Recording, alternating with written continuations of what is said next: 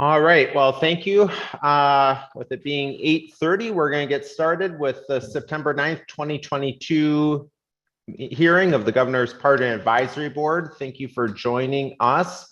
My name is Ryan Elsastuin. I am chair of the Pardon Advisory Board. Today, I am joined with two other members of the board. We have Jeff Kremers, who's a retired circuit court judge from Milwaukee County.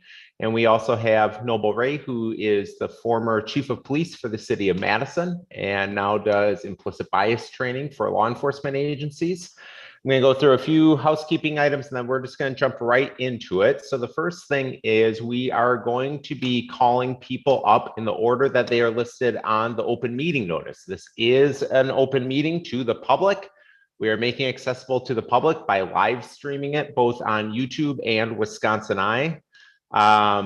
So when I call you up, please unmute yourself, turn your camera on. Until it is your turn, please keep your camera off and keep yourself muted. That way we as board members know who we're talking to, and it also helps maintain audio and visual quality for streaming.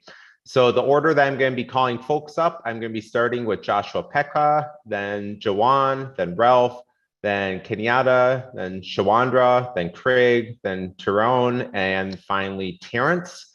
When I call you up again, unmute yourself, turn your camera on. You will have about 5 to 7 minutes with the board in order to present your story to us. We want to hear from you in your own words.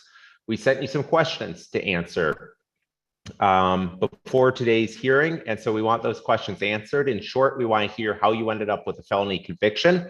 We want to hear I statements. I did this, I did that, in terms of how you got a felony. It just didn't happen. So we want some specifics. We also want to hear what happened after your sentence, in turn, what you did in order to turn things around and why you think you've earned the chance to receive a pardon. After we get done hearing from you, I will open it up to the board for questions. We may or may not have questions for you, so don't read too much into it one way or another. After we get done with questions, you can sign off and go about enjoying the rest of your Friday. After we get through this first session from 8:30 to 10, if we get done a little bit early, we'll take a break and then we'll do our 10 to 11:30 session. Once we get done with this morning's applicants, we will be meeting in closed session and we'll be deliberating on who to make recommendations to the governor. If you receive majority support from the board members present, that means you need 2 of 3 of us to support your application.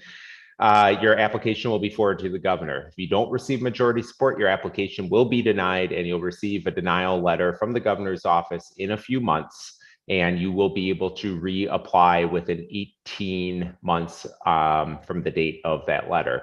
If your application is forwarded to the governor, he'll make a final decision on whether or not to grant you a pardon. And again, you'll find out about that in a few months from today, and you'll receive either a denial letter if he denies your application, or you'll receive a pardon in the mail. So again, the longest wait was to get to today.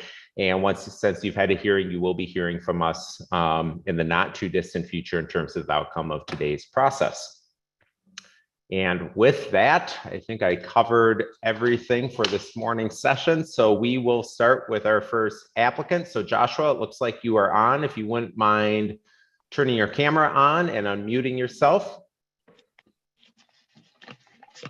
There you go. So thanks for joining with us, Joshua. So again, just as a reminder, we want to hear about how you received your 2 felony convictions in 2004.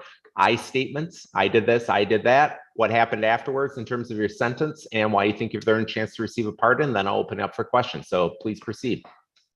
Morning, Pardon Advisory Board. Before I start, I just want to let you know I am very nervous going in front of people like this, so I jotted all my stuff down. Yep, that's totally fine, Joshua. You're not the first one to be nervous, so go ahead. Thank you. I was like, morning, Pardon Advisory Board. My name is Joshua Piche. I'm 41 years old. I live in Gillett, Wisconsin. The felonies that I have committed and are seeking a pardon for are theft of movable property and corrupt and evading and eluding an officer. At this time in my life, I had a very one-tracked mind, and it was not life. It was a cocaine life. That's all I cared about. That's all I wanted. It is embarrassing thinking of it today. Thinking back on this part of my life breaks my heart. My family didn't want me around, or neither did my friends and family. It really hurt me deeply. Getting this trouble was a slap in the face and very much needed. As I really started thinking of what I was doing to the people I cared about and me as well. I began to get it all straight, and it all came together. As I slowly developed a conscience, I realized I knew where in life that I wanted to be changed. I went to a few rehabs, and it showed me a whole new outlook on life without drugs. The treatment showed me the door to sobriety, and I strongly walked through the door with a strong mind and a clear conscience. After being clean for a while, I got a couple of driving after revs that finally made me look at the big picture, which was not being part of the system anymore, but a productive member of society. I got my license back and stayed out of trouble, but I had to drive to do more. I got my CDL and moved to Houston, Texas. I worked down there for a year. As I am a full-blooded Wisconsin boy, I could not handle the heat and moved back to Wisconsin and started driving over the road. Greater things were coming into my life. I met a girl named Tara, who is now my fiance. We have a beautiful home and two boxers named Ellie Mae and Rocky John. They all complete me. I am very happy with my life. I wanted to be home more and make more money for my family. I got my hazardous materials endorsement, which include fingerprinting and background check. Along with the hazmat, I also needed a TWIC card. It allows me into ports unescorted. To obtain a TWIC card, I had to be fingerprinted and background checked a second time. I haul petroleum products for Kenan Advantage now. My employer saw that I had potential. They offered me a position to fuel Navy vessels, Coast Guard vessels, and maritime vessels. I am 10 hours away from completing my 40-hour Coast Guard training. One of the main reasons I want this pardon is that I've been asked to do special projects for Kenan, which involve going over international borders. My foolish actions from long ago are still hindering me from doing even greater things for me and my company and my family. I thank you for hearing me, and I appreciate your time. All right. Thanks to Mr. Piche, and congratulations both on your sobriety and getting engaged. Questions from the board? Jeff? Morning, sir. So how long have you been sober now? It's going on 16 years. And does that include alcohol or just drugs? Since I have a CDL, my tolerance is real lighter than everybody else's. So if I have a beer, it might be one at my campfire, but I don't go anywhere. I just stay at home because my tolerance is half of your guys's, because with CDLs it's less. Right. How long had you been, or how long were you addicted to, or how long were you using cocaine, I guess is the better question. 18 to when I got in all this trouble. 2002, 2004. The court case took 2 years as well. Okay. Thank you. Thank you. Thanks to Mr. Piche for presenting for us. I know it's a nerve-wracking experience, but you did just fine, and I fully understand wanting to avoid the heat. So, so I hope you have a wonderful weekend. Thank you for sharing your story with us, and you'll find out about the outcome of today's process in a few short months. So thank you. Thank you. I appreciate you guys' time. You guys have a good day as well. Thank you. Yep. All right, next we will hear from Jawan Jones. So Mr. Jones, there you are. So Mr. Jones, you've seen how this works. So now is your opportunity to share your story with us. And again, we want to hear about how you ended up with your felony convictions and then what's happened since then and why you think they earned the chance to receive a pardon from the governor. So please proceed. All right. Good morning, board. Thank you guys for having me. I know it was a long process for me to get to this point, so I'm just glad that I made it here. My name is Jawan Jones. I'm currently 42 years old. I'm a Milwaukee native. I've been here all my life, born and raised. I started selling drugs when I was about 16 years old.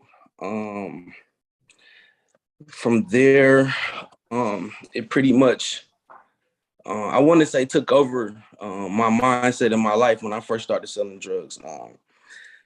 I had really no, if I want to be frank, like no kind of outlet for me as a youth. I had a single, my mom was a single parent. My dad he was in the street, so he was in and out of my life. And so when I moved with my grandma for a little while of my youth, that's where kind of things started kicking off for me. So when I started selling drugs, I caught my first case, I think it was in 98.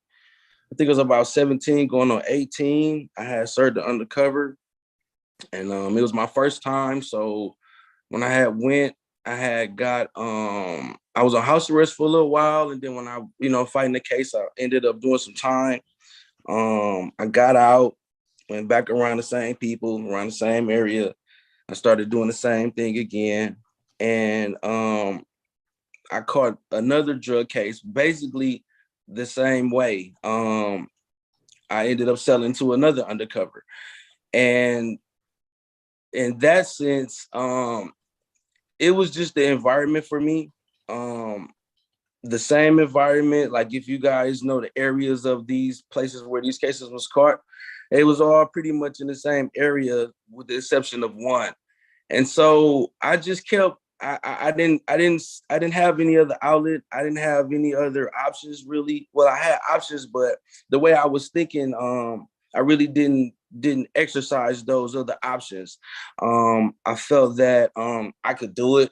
I felt like I would make it by doing that, and I just kept hitting my head. I just kept trying. I kept hitting my head. It just didn't ever work for me. So the last time I had got in trouble with the law, and I got in trouble for serving an undercover again. That was the last straw for me. Unfortunately, it took me this long and this many times to, bump my head, but sometimes for some people it does take that long. And unfortunately for me, it did. But this last time that I went, I had a couple correctional officers that was kind of mentoring me about it and talking to me about it, which is something that I never had going into the system. And to be honest with you, some of those conversations kind of enlightened me on changing my ways when I got out. When I got out the last time, I just made a vow never to come back. I told myself that I needed to stop hanging around certain people and going around certain areas.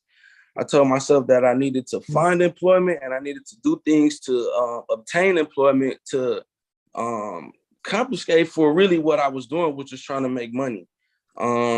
It was hard to get a job after I caught my first felony. From that point on, like I could get a job, but it was really kind of like low paying jobs and things like that. So when it came time for me to get good jobs or go for good jobs, when I did go, it only went so far to the application process, and then I got denied because of my background. Basically, you guys, I just wasn't thinking when I was young. Everybody around me was selling drugs. I kept putting myself in areas and around people that was doing it. And it kept me in a bind for a while. It's been over 10 years since I've been in trouble.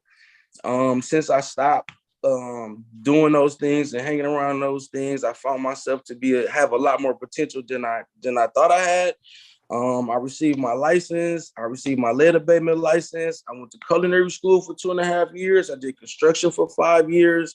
I got my asbestos removal license.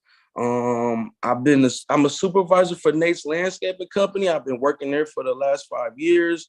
And I'm currently working with the Running Rebels. It's a mentor organization. I've been with them for the last 6 years.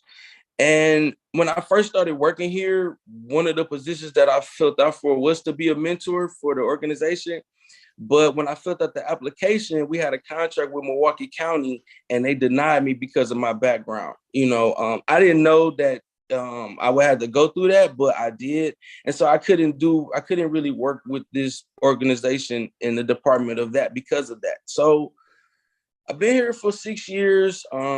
The supervisor who hired me on, she really sees a lot of potential in me. She wants me to be a part of the organization that does dealing with kids. And I really do too. I feel like I could help these kids out a lot that we're dealing with and working with down here because of my background and the situations that I've been through. And I feel like I'll be an asset to this company by being able to mentor to these kids about those type of things. Also, recently, my dad, he's a diabetic. He has a lot of health issues going on, and he needs a PCW worker or would like one right now to help him out. I've been helping him out because I'm his son, but it's a little deeper than that because he's getting older and needs a lot more stuff. And I got denied for that because of my background. And even though I'm his son, their procedures is they just, the background, they just, won't hire fellas. So the reason why I'm asking you guys for a pardon today is because you are looking at a changed man. I haven't been around any drugs. I haven't been around any people. I haven't been around any places that, I was affiliated with before. I got 9 children. One of them plays college for Mississippi State. One is graduating from King this year. And I got a bunch of little ones. So this partner will really help me out to put my past behind me, to move forward, for me to be able to obtain these job opportunities that's presented before me, and to really just, get this stuff behind me, man. I guess I needed to go through what I went through to get me to this point, and I'm grateful for that, but I'm ready to move on. I'm ready to move on, and I'm ready to leave all that behind. Thanks, Mr. Jones. Questions from the board? Jeff? Morning, sir. So when did you start using cocaine? And I started using about maybe 2002, 2003, somewhere up in there. And did you get treatment at some point? Actually, yes. That last, well, not the last one, the one before that, I had to take an AODA assessment course for that. And I did that. I completed that. And I've been clean ever since. When I started using cocaine, it kind of was a just starting thing. I never really, was on it for a while. It just happened for that moment. And then when I went to jail, I took the course and I've been clean ever since. So how'd you end up in Green Bay for the last case? All of your first 4 cases were all Milwaukee County, Yep. and then suddenly you're in Brown County. What's going on? Yep. So once again, around people who was doing it and stuff like that, we went out there and hanging around with some girls and stuff like that. And I seen the opportunity to, get with these people who I went out there with, and it didn't work out for me again. There's no excuses, no reasons. I went out there with some people and I tried to do it again. And man, it didn't work. You know what I'm saying? It didn't work. I ended up selling to another undercover again. And, that for me, that was just a straw right there. Even going to another place, trying to do it, and it didn't work. It kind of just solidified my life that right there just wasn't it for me. And there's no way I'm going to try this again. And from that point, I never have. My last question for you, sir, is it looks like on the 2002 case, you were on probation, but you got revoked and got sent to prison. Is that correct? Yes. And why did you get revoked? Because let me see if that. I think that was the one where I was using and I had got caught with some, so I ended up getting the treatment program, but I got revoked. because of the probation or whatever. So I think that's what you was talking about the using around that time, and that's the situation where I ended up going to prison and doing the ALDA course. All right, thank you. Yep. Mr. Jones, Yes. do you believe that you are employed to the point where dealing drugs is not an issue for you, that you, with your 9 kids, are gainfully employed, that you can make things happen? Because part of this is using, but then the other part is selling. Yes. So, Yes. so can you help me with that a little bit? Like I said, the using part, it was really temporarily. It was never my thing. It was kind of like, hanging around the type of people that I was. But once I eliminated them, then all of that had went away. As far as my employment right now, yes, I am. I'm very grounded. Like I said, I've been with the Rebels for going on 6 years. I've been with the landscaping company for going on 5 years. And in the beginning, when this was going on, I didn't have as many kids as I have now. I think I only had like 1 or 2, and I'm up to 9 now. So a part of my stability is them. And I'm not going back, man. I'm not putting myself in any position to do anything. I'm with a great organization. They like my work. I like the job. Like I said, I've been with this other company for about 5, going on 6 years, and I can't do anything to mess anything that I got going up. You know what I'm saying? There's just I'm sold out to what it is that I'm doing. You know what I mean? There's nobody from my past that I affiliate with. There's no places or things or nothing that you guys see in front of you is what's going on today. And it's going to stay that way for me. Okay, thank you. Yes. All right, well, thank you, Mr. Jones, for sharing your story with us. And as you heard me say before, you'll hear from us in a few short months in terms of the outcome of the process, but I appreciate your time and candor and hope you have a good weekend. All right, you guys. Thank you, guys. Thank you. All right, next we will be hearing from Ralph Griffin. Ralph, it looks like you're already on and ready to go. You've seen how this goes, so I will hand things over to you, so please proceed. Oops, you just muted yourself. You were unmuted there.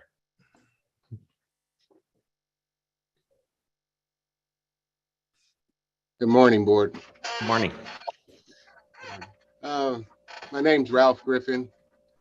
I'm currently 50 years old. I wrote everything down I'm gonna say, so I'm gonna be looking down. I don't want you to think that I'm not looking at you eye to eye, but I just want to get through it. Oh, that's fine. I committed an offense of possession with intent to deliver a controlled substance in October of 2002. I was sentenced in July of 2003 to a term of confinement of, to a term of 10 years consisting of 7.5 years of confinement and 2.5 years of extended supervision. I completed my confinement portion in June of 2010, which I was granted early release. I started my extended supervision portion of the sentence in June of 2010. I obtained employment 3 days after being released with Kinlow Heating, which I've maintained employment with to this day. I worked for Kinlow's Heating for 5 years and was presented with the opportunity to purchase the company. Mr. Kinlow and I worked out a deal where he could shadow the company and maintain his status as a technician, which was an honor to be under his tutelage. I paid him monthly as planned until I paid him in full. I obtained the skills in HVAC while incarcerated in Fox Lake Correctional, which I have certainly used to my benefit thus far. I haven't missed a bill nor a meal or had to resort to any other means of employment to provide for my family. Prison was certainly a connecting point in my life and has allowed me to be an inspiration and help to others. I serve in several capacities in my church. I'm an elder, national adjutant. I serve as a couples ministry leader, which certainly is my rock and my shield from my criminal activities. I give my testimony every chance I get to anyone that's willing to listen. I've been invited to speak at several engagements, including Milwaukee Public Schools, also for federal prosecutors. I've been interviewed by the Milwaukee Times, which you can access via the internet. It's an honor to type your name in the computer and something positive illuminates. Prison was certainly a connecting point in my life and has allowed me to be an inspiration to myself and others, has allowed me to be productive in society and given me the opportunity to give back and pay it forward in some instances. I can't take all the credit for my success. I've encountered some influential people along this journey. My wife of 31 years, children, family, and several other influential people. Mr. Lynch from Stanley Correctional, which allowed me to enter the HVAC program. He clearly stated, "Don't let me down." I've certainly went above and beyond expectation. I'm grateful beyond measure. I thank you for the time in this space. I believe I should be granted a pardon because I've made a 359-degree change that not only I can benefit from, but others as well. I say 359 degrees because I can certainly look at where God has brought me from, looking backwards but ahead. Excuse me. I say 359 degrees because I can certainly look at where God has brought me from, not looking backwards but ahead on, never forgetting and accepting responsibilities for my actions. I should continue to tell my story, believing the only way knowledge can multiply is by giving it away. Once again, I thank you in advance for giving me the opportunity to receive a pardon. Thanks, Mr. Griffin. Questions from the board? Jeff? Hey, good morning, Mr. Griffin. Mr. Griffin, it looks like you told the police when you were arrested, you had almost 500 grams of cocaine on you, that you'd started selling cocaine about a year earlier than that, and that you had received 18 ounces for $12,000. Does that sound about right? That's correct. So where did you get the $12,000 to buy the cocaine in the first place? I was working at the time, and I guess just from prior proceeds, just saving my money up, and that's how I obtained it. But I did have a job at the time, and I was employed at Andrew Chevrolet. And For how about many? Sorry, go ahead. I'm sorry. Yeah, I was employed there for about a year and a half, about a year and a half or so. And how many times do you think you sold cocaine in that year or so period before you got caught by the police? Roughly. Well, to be honest, I've sold it several times, but I was only like really selling it on my lunch break, and I got arrested on my lunch break. I had hopes of ending it, and I had talked to my wife prior that night, and she said, "Well, how do you know that this guy won't set you up?"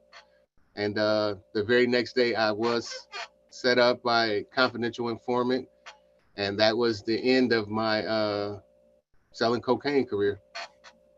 Okay. There's some strong letters of support. I don't know if you've seen those that were very impressive. So that's the only questions I have. Thank you, sir. You're welcome. Oh, thanks, Mr. Griffin, for sharing your story with us, and also, sharing your story with others. I did read through that Milwaukee Times article. Actually, I do have one question. Can you talk a little bit about your service in the military? I was in the military. I was in the National Guard, and it was a very good experience. However, I was injured while I was in the National Guard, and pretty much it's kind of like where I came into selling cocaine because I was injured. I had a bilateral break. I had one broken leg and a cracked hip, so that put me out, and I had no income. I'm not using that as an excuse, and I take full responsibilities for my actions. But it was just something that happened. It was a season that I went through, and I learned from it, and I've moved on from it. I've never had another bout with drugs or anything like that. I'm a productive citizen. Like I before stated, I'm an elder in the church. I also attained my credentials to teach HVAC. So I'm definitely doing the right things. Mhm. Well, thank you. Thanks for sharing that, Mr. Griffin. As you've heard me say before, you'll hear from us in terms of the outcome of this process in a few short months, but appreciate your time and sharing your story with us and hope you have a good day. Thank you very much. Thank you. All right, next we'll go to Kenyetta Walker. All right, well, thanks, Ms. Walker, for joining with us. You've, had the opportunity to see how this works, so I'm just going to hand it right over to you to proceed. All righty. Yes. Good morning. Basically, I guess to share a little background, I pretty much was my norm was dysfunctional, and unbeknownst to me, I didn't know that. So me becoming a victim of check fraud, it was a young lady that back then it was the checks were the thing. So I had she gave me bad checks and deposited into my account, and they came back days later as no funds. So she told me, well, I confronted her about it. She said, well, I do have these drugs. And that was normal for me. So her telling me about the drugs and saying I could sell it to pay rent, that was the moral of that. I was like, okay. So I did it.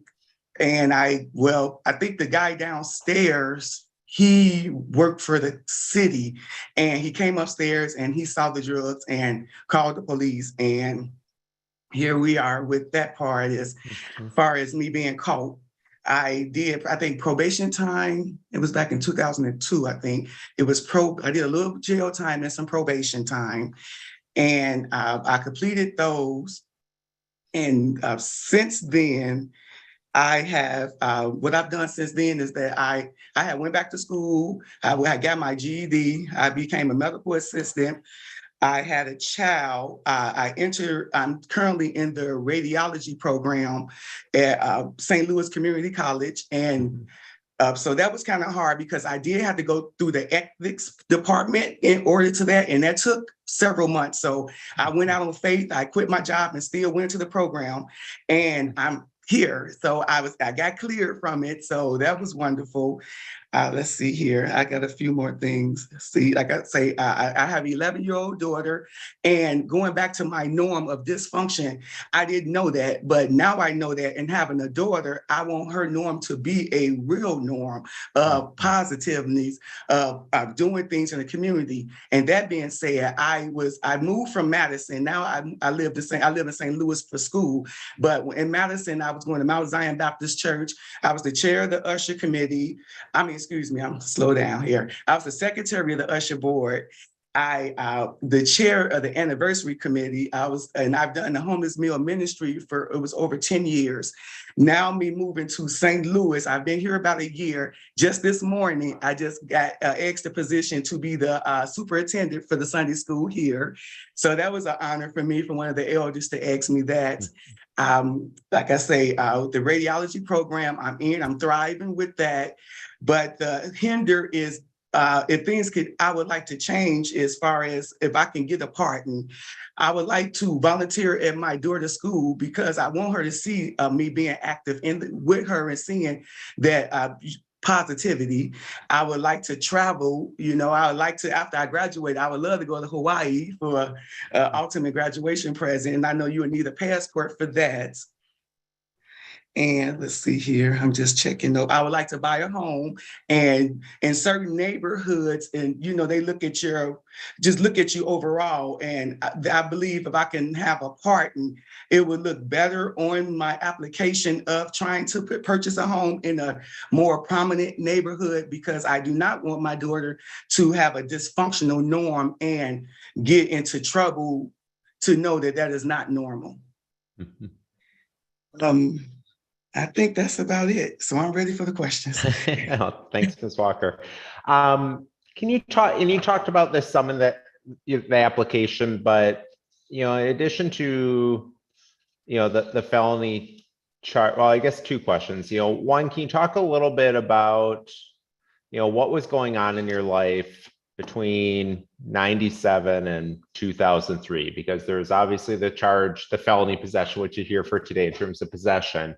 But can you also talk about, there are a number of charges were dismissed and a number of incidents with an ex-boyfriend. Can you walk me through that? What was happening? What changed? And why have things appeared to be much better in the last 11 plus years or 20 years? Yeah.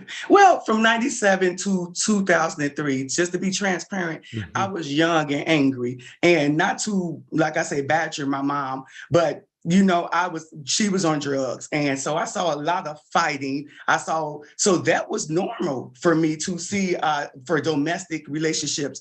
When we moved to Madison, my mom had every bone in her body broken, literally. She came with a body cast. I've never seen that. But just to paint that picture that was normal. So to be into domestic relationships and to have that type of turmoil, that's all I seen. It was like I'm breaking a generational curse.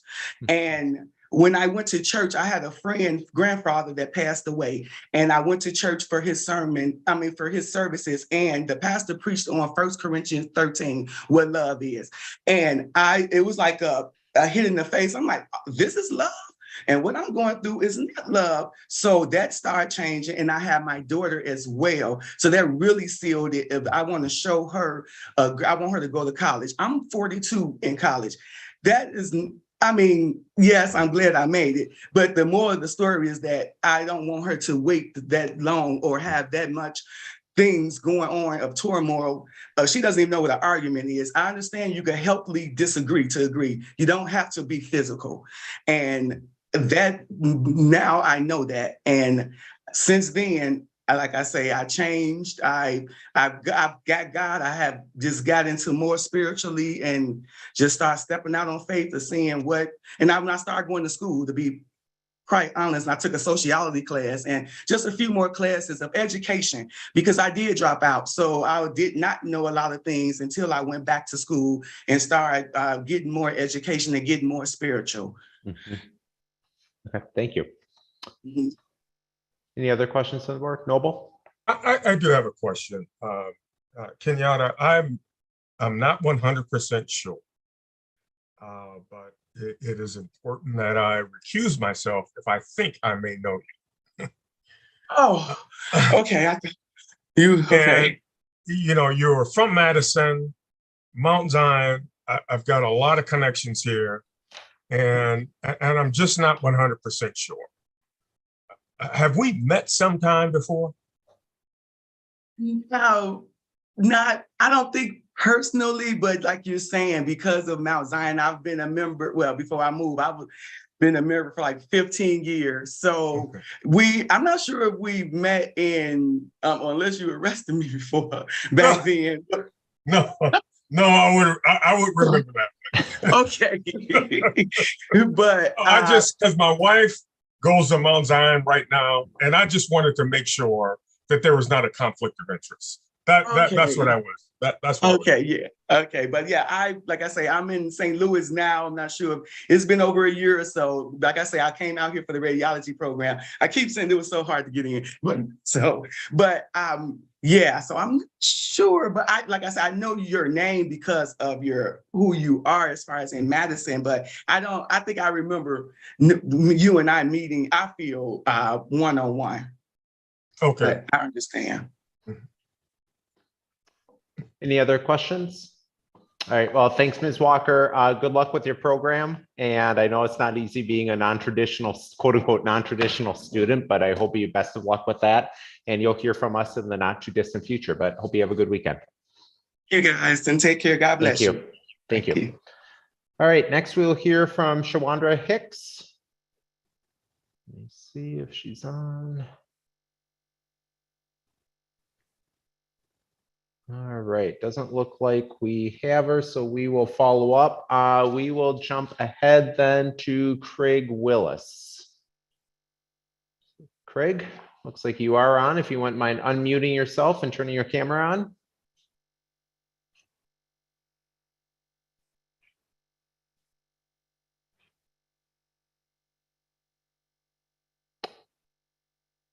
Craig Willis, there we go. There we go. All right. Well, And the order that I saw was a little different. There were two other people in front of me, so, oh, so forgive well, me. we had to jump one person. But Okay. no, thanks for appearing with us today, Mr. Willis. So you've seen how this works. So if you could please describe how you received your 2 felony convictions and what happened with those sentences, and then why you think you've earned the chance to receive a pardon. So please proceed. All right. I'd like to thank the Pardon Advisory Board for allowing me this opportunity. I was elated to even hear about this opportunity. So I'll start with a little bit of background. I left my home at the age of 15. So I was kind of out here without any real direction from my parents. We had somewhat of a bad breakup, if you will, at a very young age. So I guess that kind of contributed towards me getting involved in the drug business. I surrounded myself around a group of friends who were all involved in selling drugs. In the communities where we're from, the drug dealers are glorified. They have the money, they have the material possessions, and then coming from a community where we're limited as far as resources for money and things of that nature, that certainly is appealing to a young, impressionable man.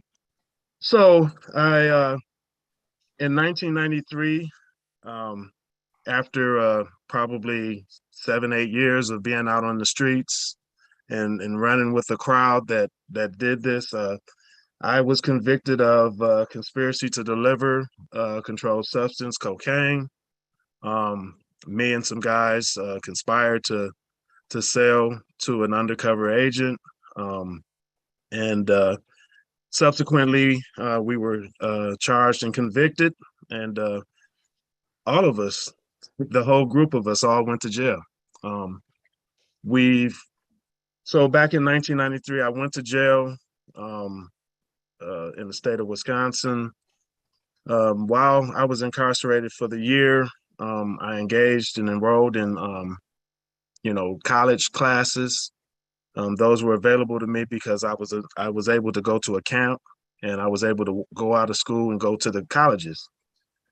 I got out of prison in 94. I received a grant, my first time up for parole.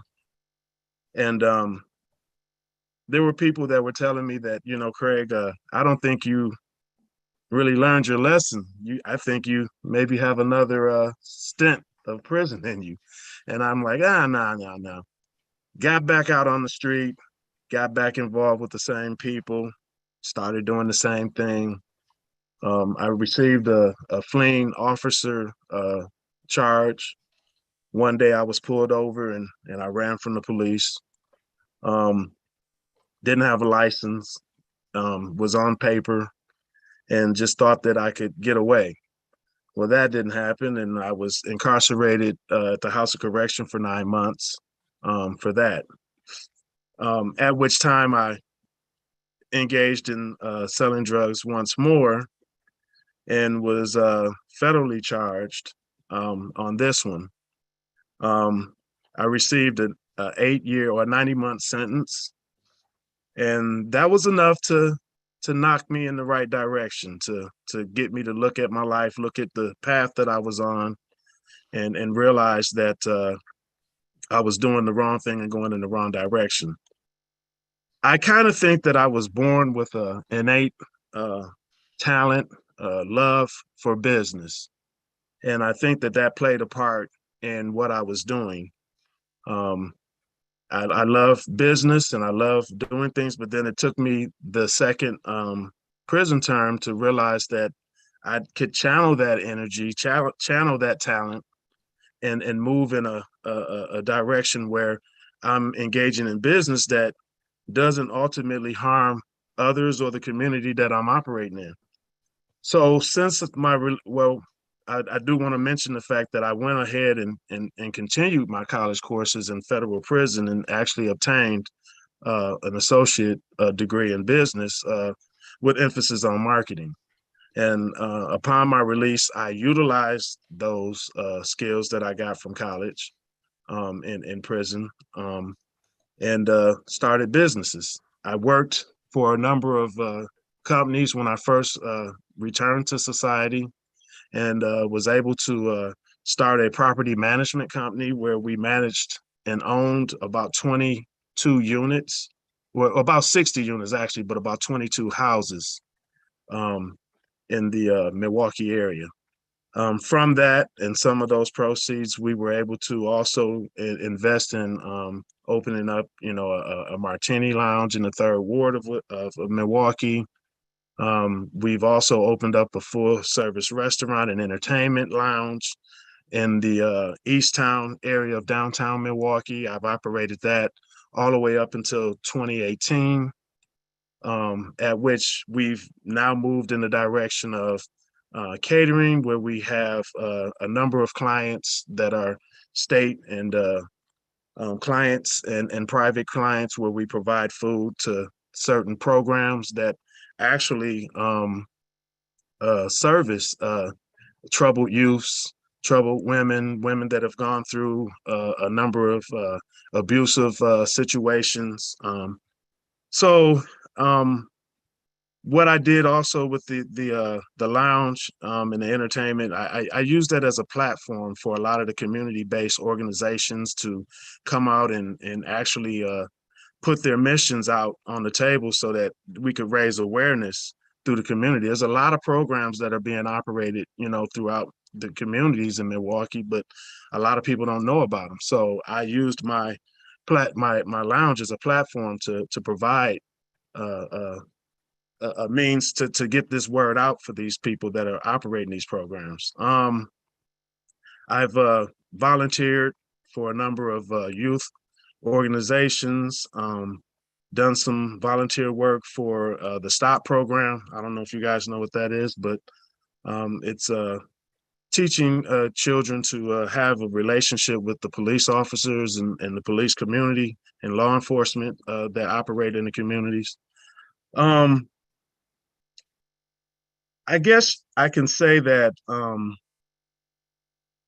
through all of the pain that I've caused my family, through all of the pain that I've caused the community, I look back on the things that I've done. And after having operated all of these businesses and things and worked for positive communities, I mean, I really realized that what I was involved in wasn't even necessary. I didn't have to do that. And I take full responsibility for that, and hope that, I mean, when I look back, it's been 25 years since I committed my last offense, 18 years since I've been released, and I haven't had so much as a jaywalking ticket. But with that being said, I look back on all of those things and the pain that I definitely caused my family, my children. Being absent, all of that time from their lives presented a huge problem reconnecting when I got back home.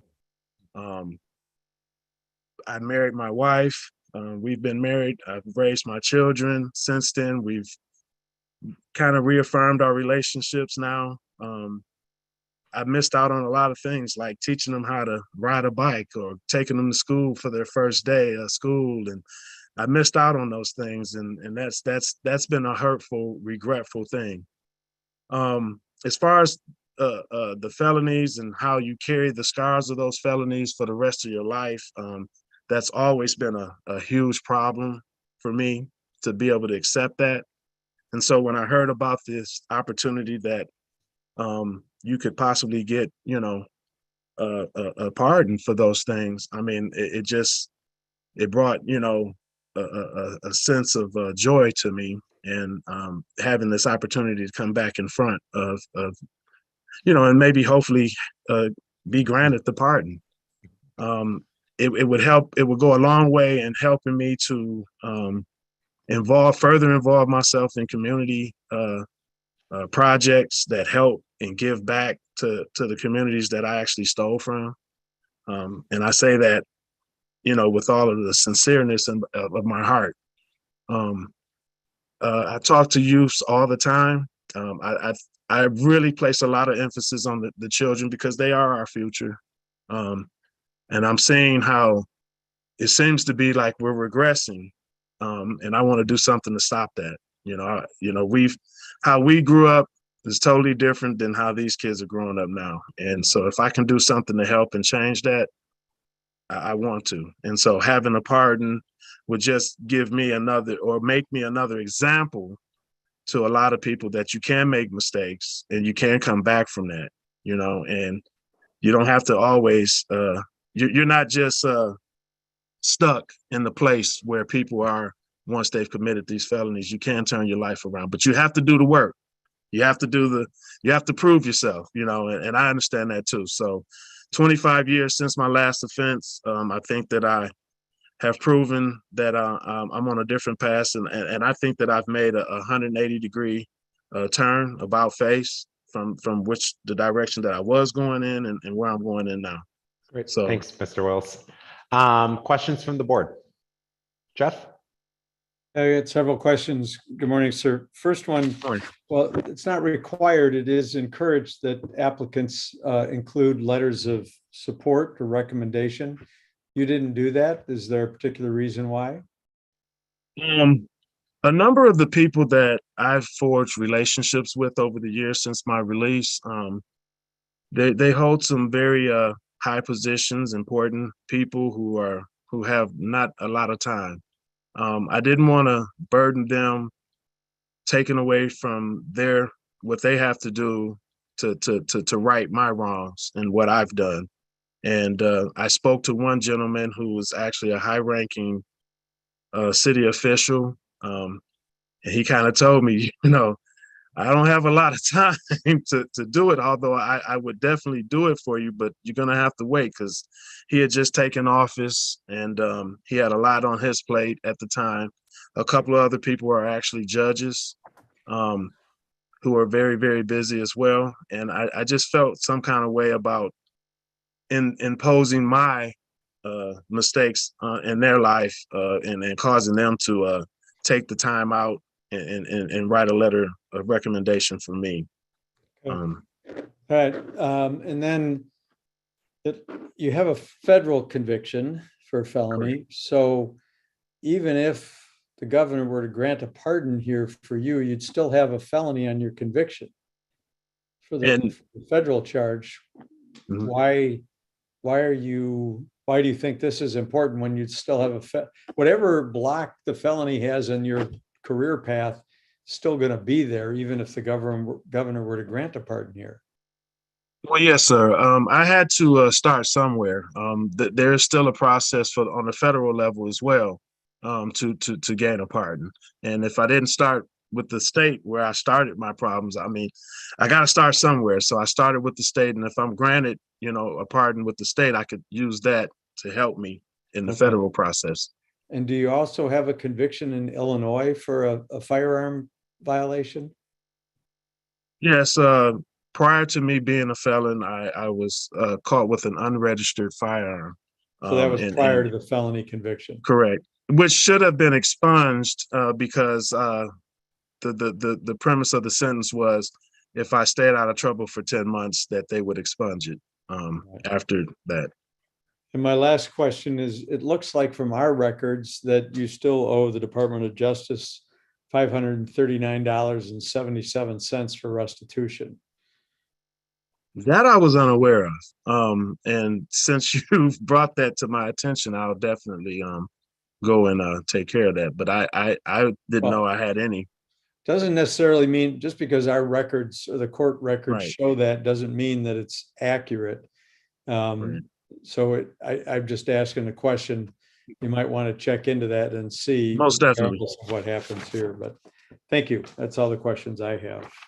Yes, sir. Noble? Yeah, Mr. Willis, just a heads up on this one. I heard you mention that you know a lot of people, very busy people. Yes. But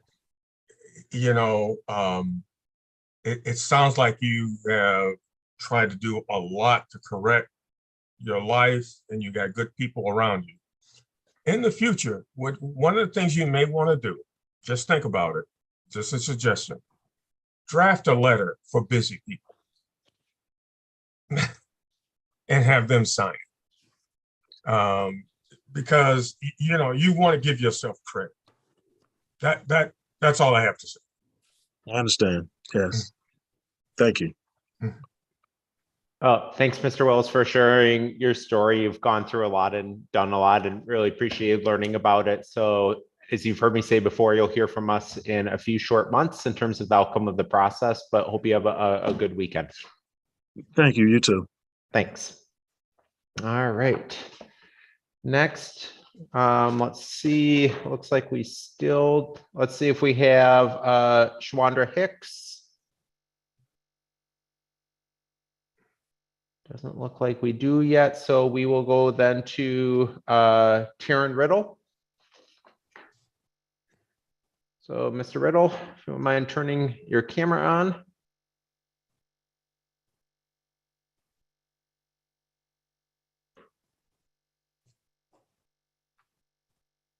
Can you hear me? Yep, we can hear you. I'm trying to get the camera going. Here, I can give you a little prompt here. Okay.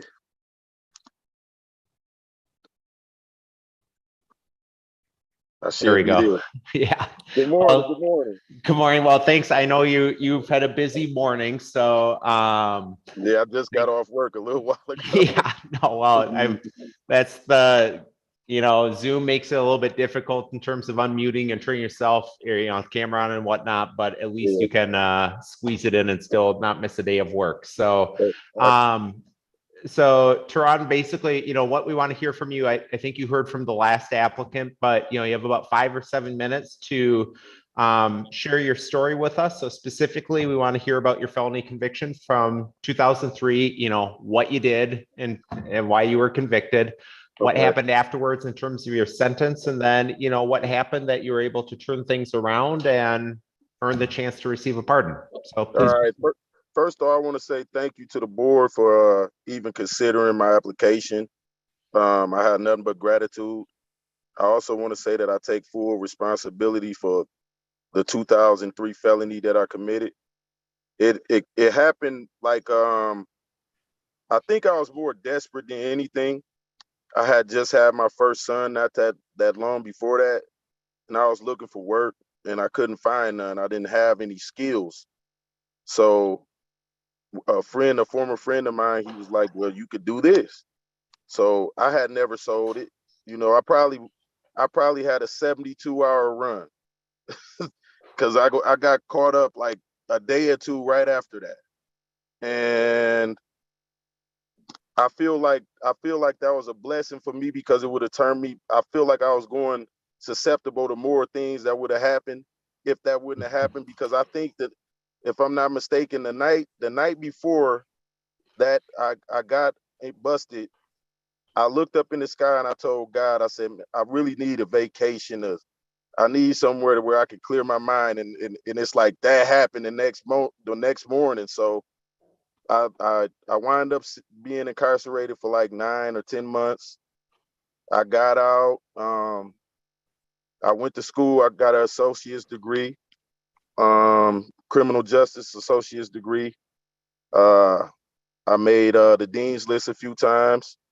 I went to trade school. I became a construction wireman. I was a member of the 494 electrical labor union in Milwaukee. I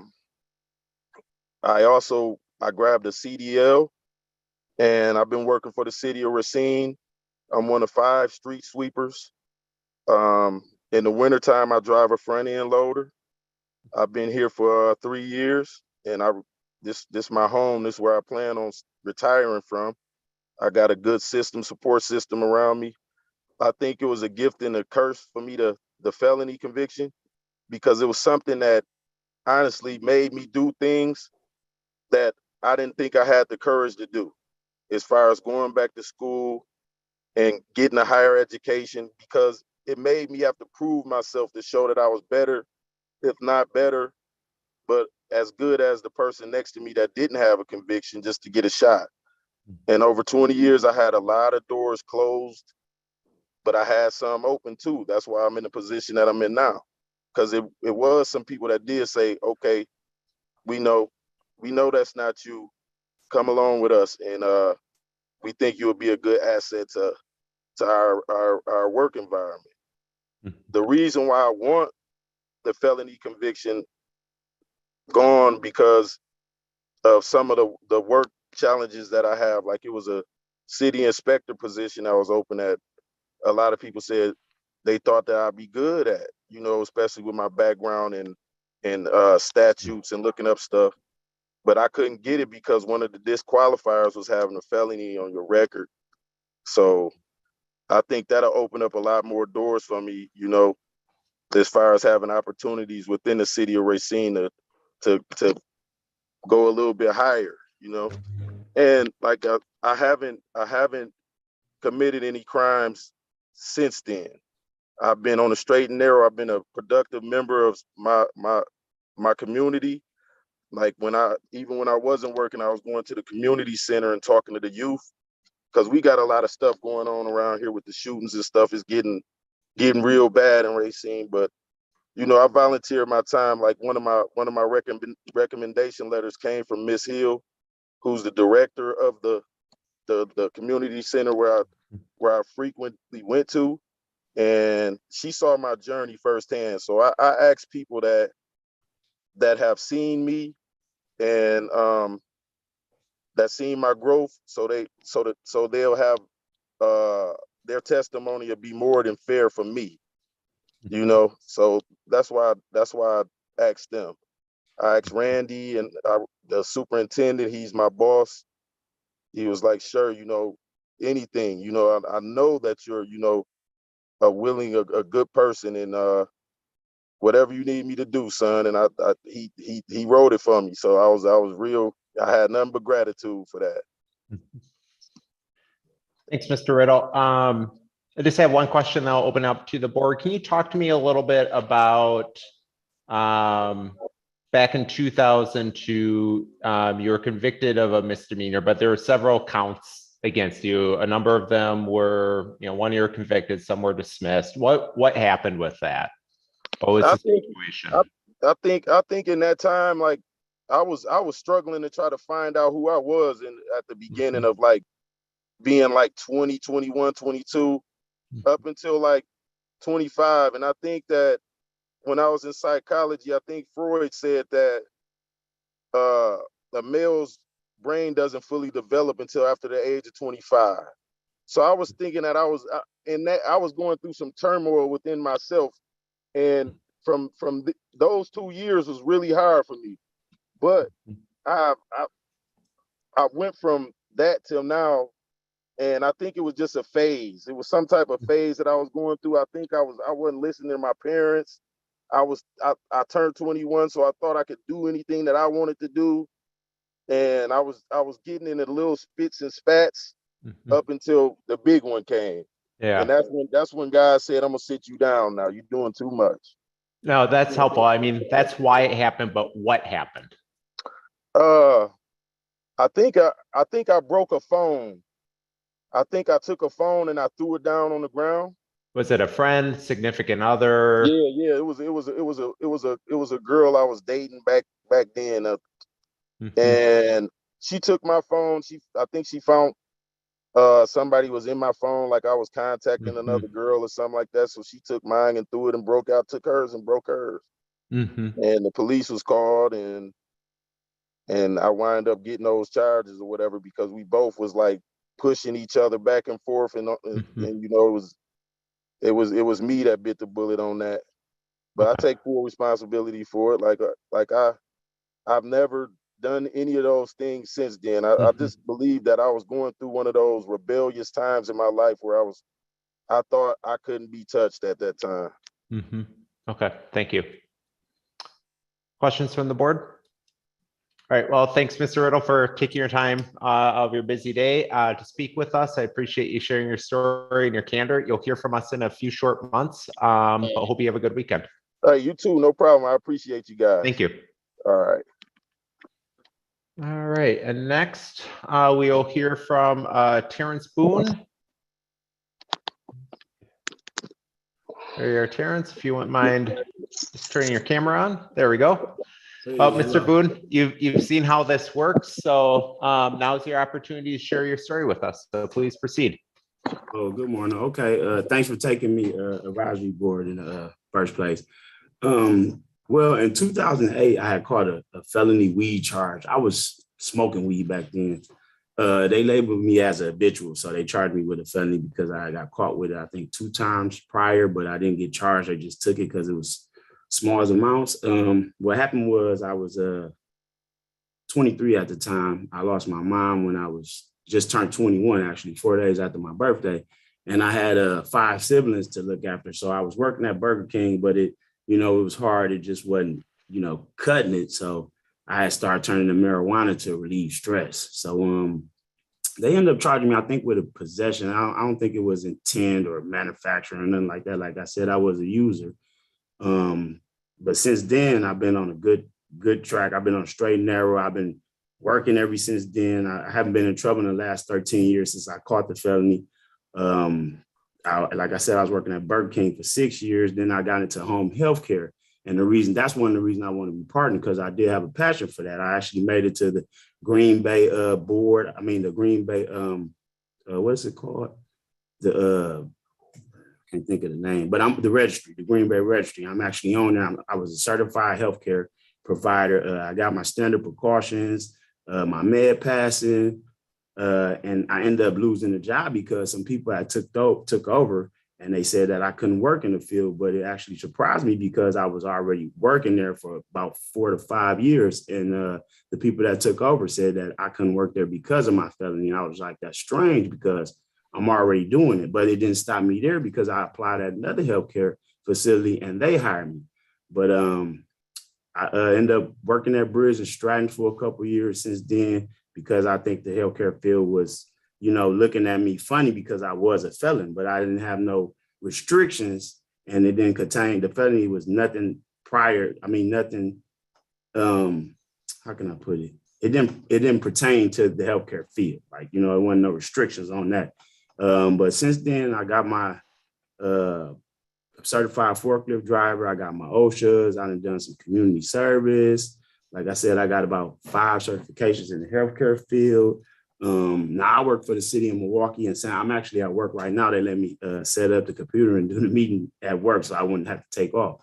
But yeah, that's about it. It's marijuana. I've been listening to people's stories, and they talking about cocaine and stuff, and I see they legalizing marijuana everywhere now. So I figured, when I heard about Governor Tony Evers pardoning people, I figured I should give it a shot. And I want to thank you guys for actually accepting my application.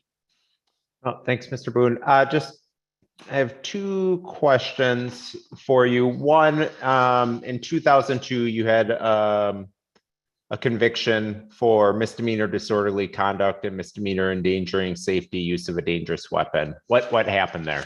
Those are actually, they should be parties, because I was with somebody, and a scuffle had broke out. Okay. And somebody I was with actually got the shooting a firearm. Okay. I take responsibility for that because I was with them when it happened. And I actually got put on papers. I got revocated for that, but back to the felony part of it, I actually completed my probation in that and paid my restitution fees on that. So yeah. Okay. And then second question, how are you doing today in terms of substance abuse? Not smoking at all. If I was using, I wouldn't be working for the city of Milwaukee. So I'm actually. How long have you been sober? I'm not gonna lie, probably about 11 years. Okay. Yeah, the reason why I ask is you just, on your Facebook, going back about, looks like about 8 years ago, you just had a number of postings. It looks like you with marijuana and stuff, but nothing recent. So that's nothing recent. Being young and dumb, you do tend to post stuff like that on your book, but yeah, nothing recent. No smoking in the last, like I said, probably about 11 years. Okay. I haven't been smoking. Jeff, do you have a question? Yeah.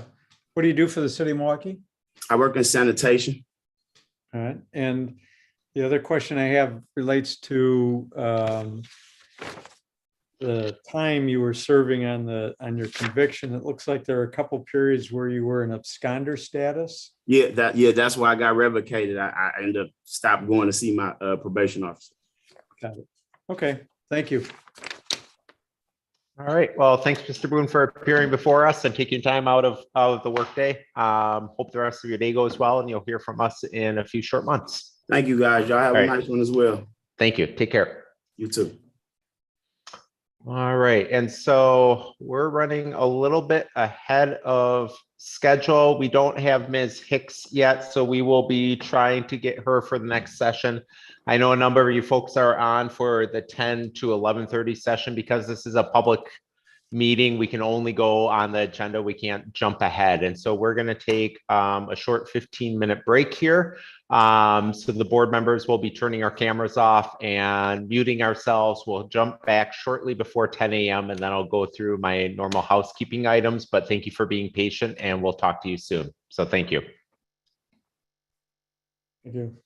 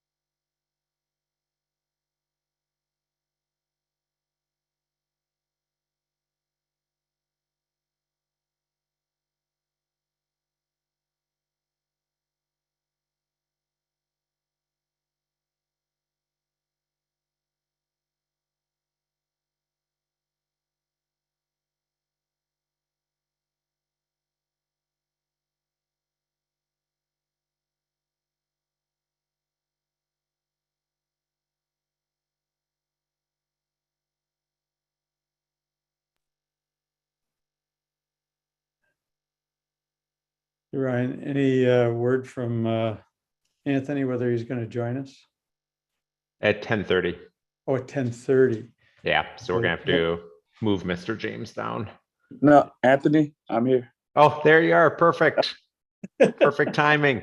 I was just saying that, Anthony, because I need to recuse myself on our first candidate, Anthony James, because I was the judge on his case. Is So that, that way we have, with Noble, you'll have 3 votes. Yep. is that right? I did not know that. Wow. Perfect timing. Wow. I did not know. It happens maybe at 1 every couple of months. It's somebody that I had crossed paths with. Well, since then, man, I've turned it around. You did what you had to do. Yeah.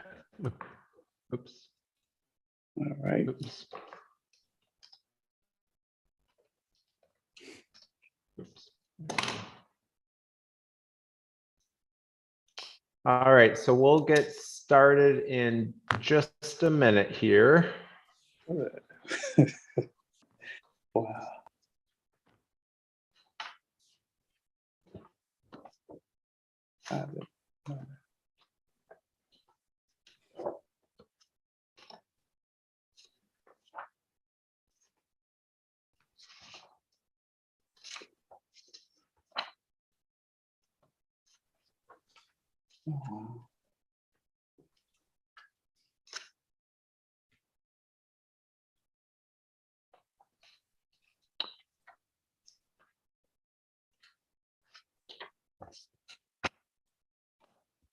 So I think, Mr. James, what we'll do for you is as soon as Anthony Cooper, our other board member, can join, then I'll call you up. So I'll just keep an eye out and we'll go from there. All right. Sounds like a plan. All right.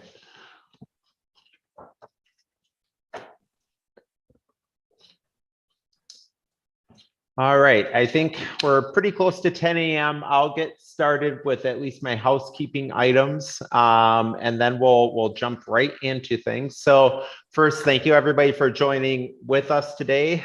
This is our second morning session, our 10 a.m. to 11:30 a.m. session of the Governor's Pardon Advisory Board. My name is Ryan Elsestua. I'm chair of the Governor's Pardon Advisory Board. I have with me today 2 other board members, and we'll be having a third join us here shortly due to a scheduling conflict. He wasn't able to join with us right away. So in addition to myself, we have Noble Ray. Noble is the retired chief of police for the city of Madison and now does implicit bias training for law enforcement agencies. And we have Jeff Kremers, who's a retired circuit court judge from Milwaukee County. So in terms of housekeeping items, what we're going to be doing today, with the exception of Mr. James, we're going to be going in the order that people are listed on the open meeting notice. So we'll actually be starting with Charles Lewis, then Christopher Slack, then Antoine, then Rodrigo, Andrew, Christine, Philip, Lucinda, and then as soon as we get our 4th board member, Anthony Cooper, then we'll go back to you, Mr. James. So What I need folks to do is when it is your turn to speak, please turn your camera on and unmute yourself, and then you'll have about 5 to 7 minutes to share your story with us. We sent you some questions in terms of what we want you to answer. In short, we want to hear, how did you end up with your felony conviction? We want to hear I statements. I did this, I did that. It's helpful to know the why too, but we really do want to hear in your own words what you did. We also want to hear about what happened afterwards in terms of completing your sentence, what you did to turn things around, and why you think you have earned the chance to receive a pardon. I will then open it up for questions. We may or may not have questions for you. Don't read into it too much one way or the other if we have questions or not. After we're done hearing from you, sign off. You don't need to stay on. You don't get any extra credit points for it. You can go about and enjoy the rest of your day. I do ask that folks do, though, keep themselves muted and their camera off until it's your turn to speak. It helps us to know who we're talking to. And also, this is being live streamed on both Wisconsin Eye and on YouTube. It is an open meeting, so the public can watch if they choose to do so. And so it helps us to maintain audio and visual quality as well. After we get done hearing from everybody, we are going to be meeting in closed session. During closed session, we will be deliberating on specific applications on your applications and be making and deliberating on who should be forwarded to the governor for a final decision. If you receive majority support from the board members present, your application will be forwarded. If you don't receive majority support, your application will be rejected and you'll receive a denial letter from the board. If your application goes to Governor Evers, he'll make that final determination. If he decides to grant you a pardon, you'll receive a pardon in the mail in a few short months. If he decides not to grant you a pardon, you'll receive a rejection letter from the board. You can reapply for a pardon within 18 months of the date of that rejection or that denial letter. It's going to take everybody who's heard today. You will hear from us in terms of that, in terms of the outcome of the process, but it does take a few short months from today in order to get through everybody. But the longest wait is to get here today to appear before us. And with that, I am going to be going to our first applicant we'll be hearing from. So Charles Lewis, I think I saw you earlier. There you go, Mr. Lewis. Yep, and if you wouldn't mind just turning your camera on, you can do so by clicking. There should be a little icon in the lower left-hand corner of your screen. Otherwise, I can also prompt you to start your video, which I just did, Mr. Lewis. Okay. Okay,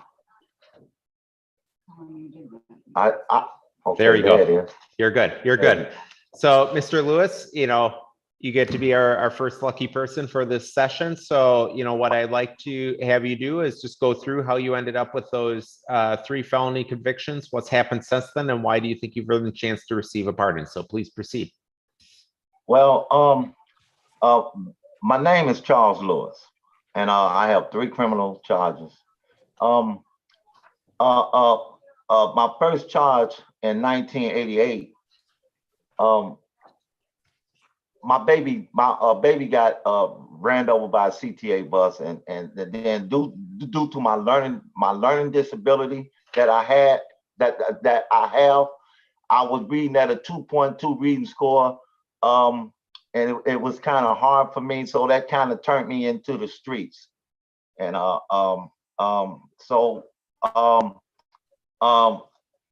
did my time, and I did that successfully. And then my other charge was in that was in 2003. I did that time successfully too. And my third charge, I had drug treatment. I had drug treatment, and I did that successfully also. I was an addict, and I didn't understand what I was doing. I didn't understand.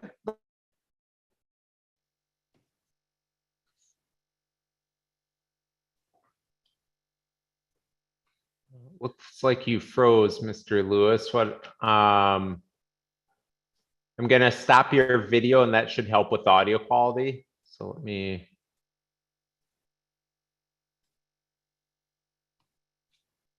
Can you hear us, Mr. Lewis?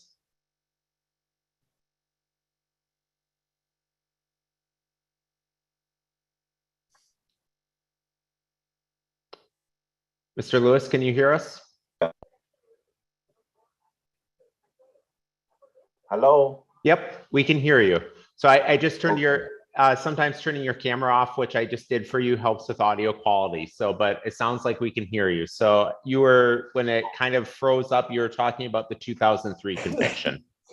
Right. God bless you. Can you hear me? Yep, we can hear you. Yep, please proceed. Okay. Okay, the 2003, I have finished the program. I have finished the program successfully. I was an addict. And I didn't understand the power of being an addict at first. I thought I had everything under control, but I know I didn't. But I did go back to school. I went back to school and I got my GED. And me and my wife, we got our credit together and we bought a house. Then I had seek employment. I had seek employment at St. Joseph Hospital. I was working there. I was working there through the pandemic. But my wife got really sick because she got stage 4 arthritis. So I had to relieve that job to come home to be her caretaker, and I had to take care of her because she was on her dying list. But I brought her back, and she's back now. And I would like to. What I would like to do is be a security guard at the hospital, because I kind of enjoyed that. You know, I kind of enjoy being at the hospital. And my record is stopping me from being a security guard, and that's what I really wanted to do. And you know, I look, I volunteer at the Boys and Girls Club. I'm a good mentor for kids, and I always talk with them. I am not that man I used to be. I am not that man at all. You know, I didn't change my whole life around, you know.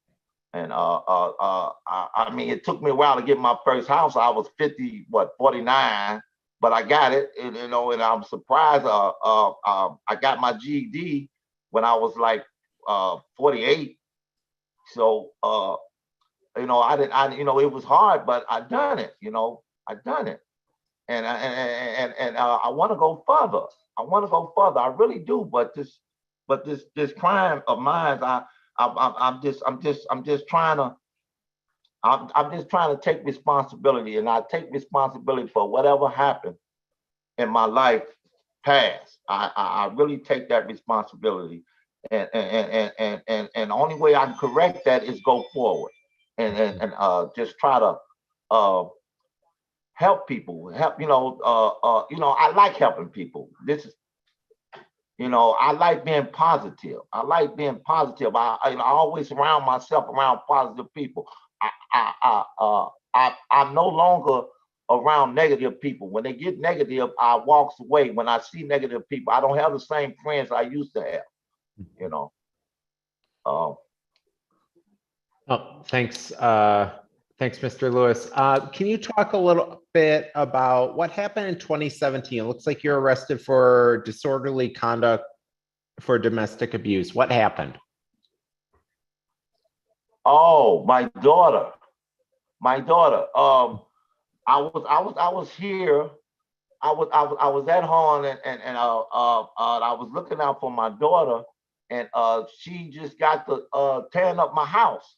Mm-hmm. She had behavioral issues, and she was tearing up my house, and she was being reckless. So what I did, I didn't hit her. I just grabbed her, and she just told the police that I was being abusive to her, and then I had to, you know, then they took me in. But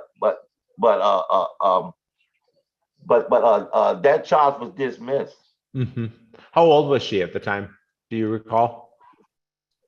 It's been 5 years. She was about 25. Okay. She was about 25. Yeah. Okay. Yeah. How is your relationship with her today? Oh, it's beautiful. It's beautiful. Yeah, it's real beautiful, because, you know, I mean, because she did what she did, that don't mean I'm supposed to give up on her. Yeah. You know, I supposed to, you know, because I didn't give up on myself. You know, so I don't, you know, everybody deserves, you know, a chance to keep living and have the right mentor so I'm not going to, give up on her, So, I mean, I do have a granddaughter. She's beautiful. And I make sure I be around my granddaughters, and I have grandkids and they all come here for Christmas. I buy them things and, I just do a whole lot. I just try to do a whole lot. And sometimes I think I do too much, but hey, I guess that's just being a grandfather. No, thanks, Mr. Lewis. Questions from the board? All right. Well, thanks, Mr. Lewis, for appearing before us. You heard me say at the beginning, you'll hear from us in a few short months in terms of the outcome of today's process, but I appreciate your time and feel free to sign off. You don't need to stay on. So go about and enjoy the rest of your day. All right. Thank you. Thank you. Thank you. Enjoy your day. Thanks. All right. All right. Next, we will be hearing from Christopher Slack.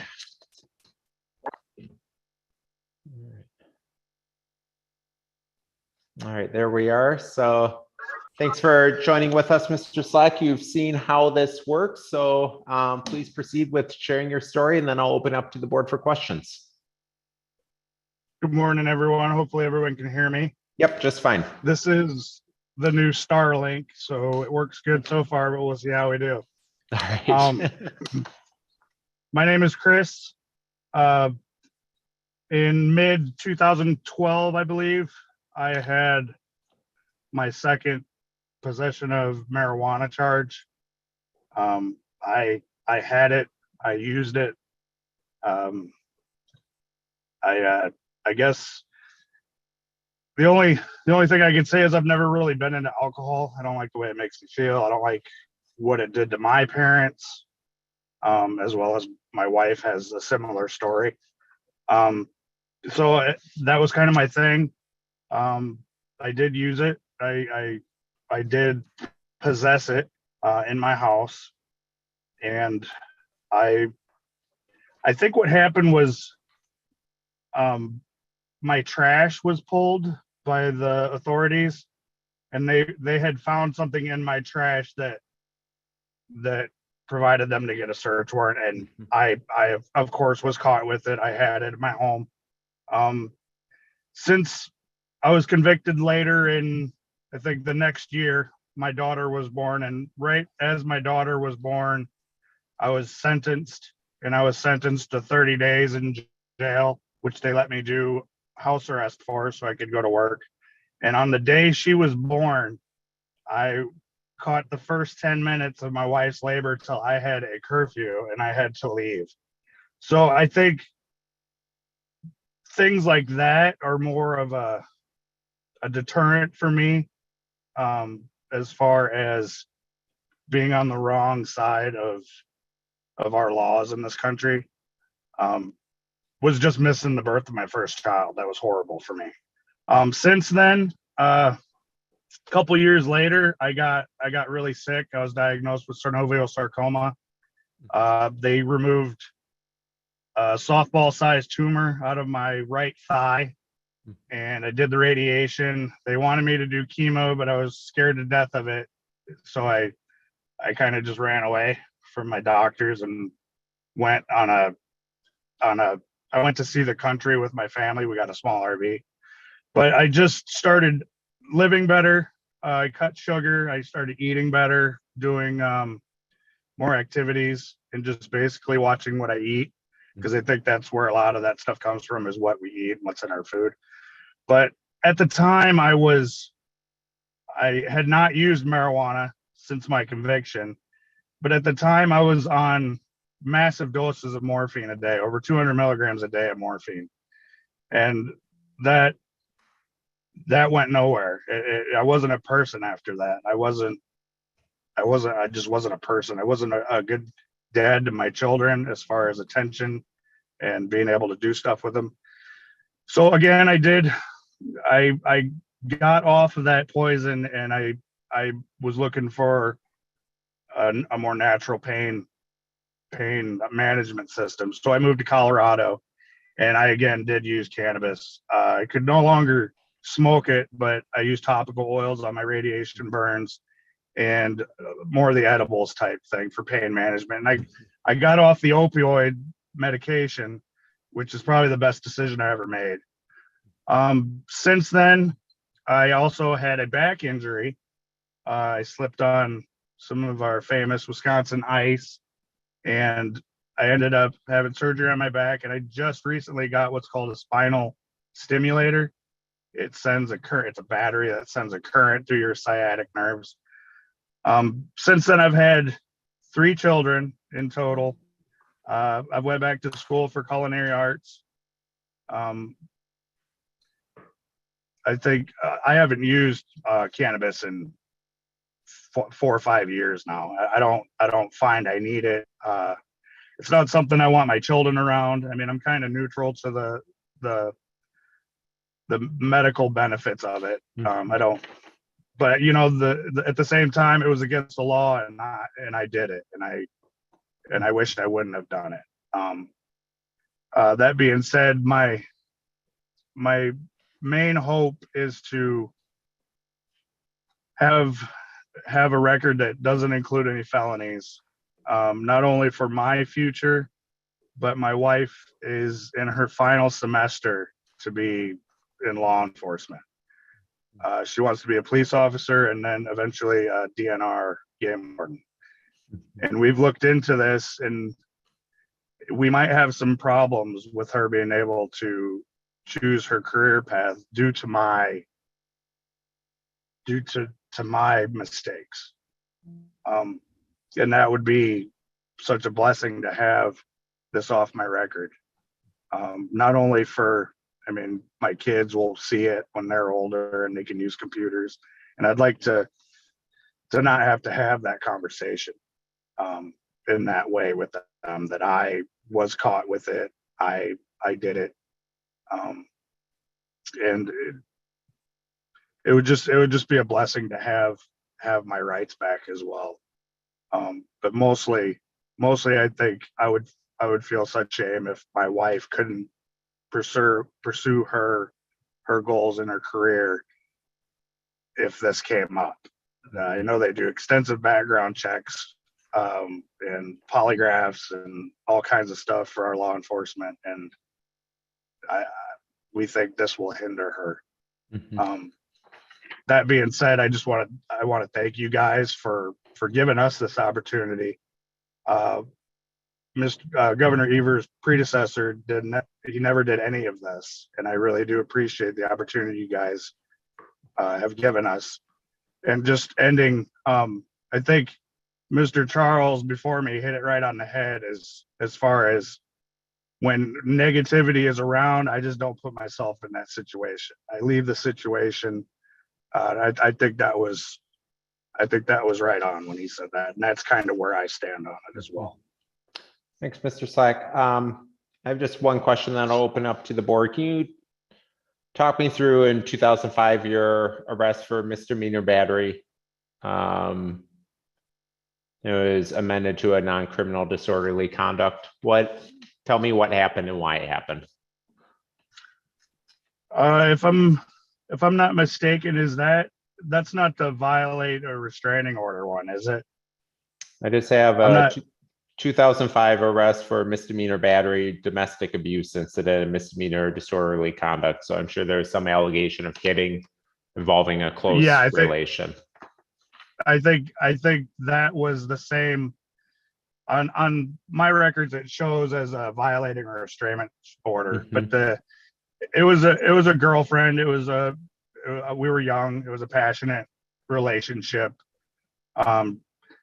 She had different views on ending the relationship than I did, and I was staying with my mother, and she basically had a restraining order on me and called the police and said I was there when I wasn't there. I was taken to, I think, Mount Horror PD and bonded out right there and went back to work.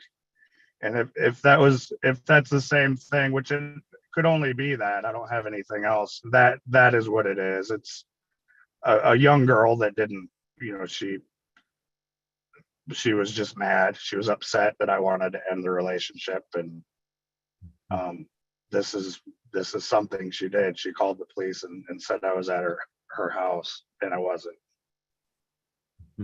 Okay. Other questions from the board? Yeah, just a quick question. Mr. Slack, for a police department to do a trash pick, they were focused on you. Can you talk a little bit Yes, sir. about why they were focused on you, the drug dealing, etc.? Absolutely. I think later, as I found out through talking to other friends, when we moved to Spring Green, I was in culinary school and I got a job at the local diner. This girl that just opened up the diner had just moved into town from Texas and she needed a cook. Some time went by. She had, through the grapevine found out that I used cannabis, and she at one time asked me for some, and I told her I don't sell it. If you'd like some, I'd give it to you. Well, this relationship, it was just a professional relationship, but it turned sour, and it turned out that she was having a relationship with one of the local officers. And that's, I think word got through there somehow. And then my trash was being pulled. And I think what they found was a paper clip with some residue on it. If I remember the police report correctly. And they had said they had been pulling my trash for weeks. So if they were focused on me, that's the only thing I could think of, because I found out later that she was having a relationship with this police officer. Oh, thank you. Yes, sir. All right. Well, thanks, Mr. Slack, for appearing before us. As you heard me say before, you'll hear from us in a few short months in terms of the outcome of today's process, but I appreciate your time and hope you have a good weekend. You guys do the same. Right. Thank you. Thank you. All right. Next, we will hear from Antoine Warren. So, Antoine, if you wouldn't mind turning your camera on, there you go, and unmuting yourself.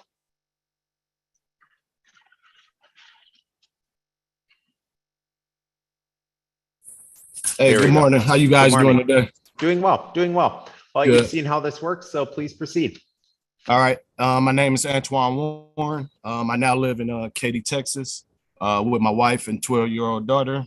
Right now, I'm working with a telecommunication company called the Aspen Company, where I basically the logistic manager. I manage 15 to 20 different people on the day-to-day responsibilities throughout Texas.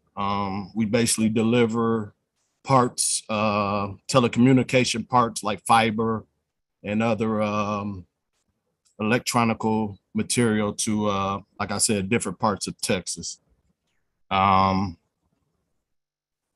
Basically, I guess I do a brief summary of my offense. Back in 2014, basically going through some difficult times financially, stressed, and truthfully, all my life I've been, I say since the early age of 14 up until 2014, I was addicted to marijuana. I used it, like I said, since 14 all the way up into adulthood. And I think with my addiction, it grew bigger, where I started buying more to feed my addiction. And I own it. I did it. I can't take that away, but I have, completed different alcohol and drug classes, as well as, got really more focused on my faith and, talking with other people that's been, addicted to different drugs, as well as people that have faith, I go to church with and things like that. It really have helped me stop using, as well as stop drinking. really it just wasn't good for me. When you're addicted, you kind of assume that it's helping you, it's helping you take away problems, but in essence, it's actually making things a lot worse, especially with my family. The reason I'm seeking a pardon is basically when I caught that conviction, I did lose my educational job where I was actually teaching at a inner city school. School was Mesmer Prep, and with me losing that job, it took me a while to find another job. Like the first year after that conviction, now I wasn't able to get employed right away. But as time went on and me making better decisions and choices, like removing myself from different people and just focusing on, being positive and, to be honest, owning up to what I did, accepting it, and, being able to talk about it, it really helped me just get back into the workforce. I'm still not able to work in the educational field, but before I left Milwaukee, I was working with Harley Davidson up until it was time for me and my family to move to Texas. And like I said, now that I'm in Texas, I am working for this telecommunication company, and things are looking up. I started off in the warehouse as an assistant, and worked my way up to a logistic manager right now. So hopefully with this felony off, I can move up a little bit further in the company. This company actually really, like my work ethic. They like the way I manage the 15 to 20 people that I work with. And they really want me to move up into another position, but our mother company of this company don't allow felons for certain promotions. So that's one of the reasons. But just in general, to be honest, I just would love to have that off my jacket. Like I said, I did get probation for that conviction. I did it with no incidents. I did have one incident in 15 where I was driving without my license, but I ended up getting that taken care of. I didn't get no extra time or nothing like that. I did get my license. And like I said, everything's looking up. And again, I just, I appreciate you guys even considering my application. Thanks, Mr. Warren. Questions from the board? All right, well, you get off easy today, Mr. Warren, so thank you for appearing before us. You'll hear from us in a few short months in terms of the outcome of the process, but feel free to log off and have a good day. All right, y'all have a great day. Thank you. Yeah. All right. Next, we will hear from Rodrigo Fernandez. Let me see.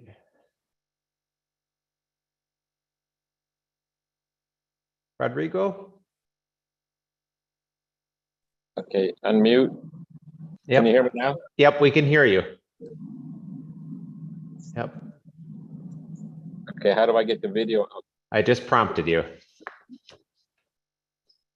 Otherwise, usually there's there you go. There we go. All right. Good morning.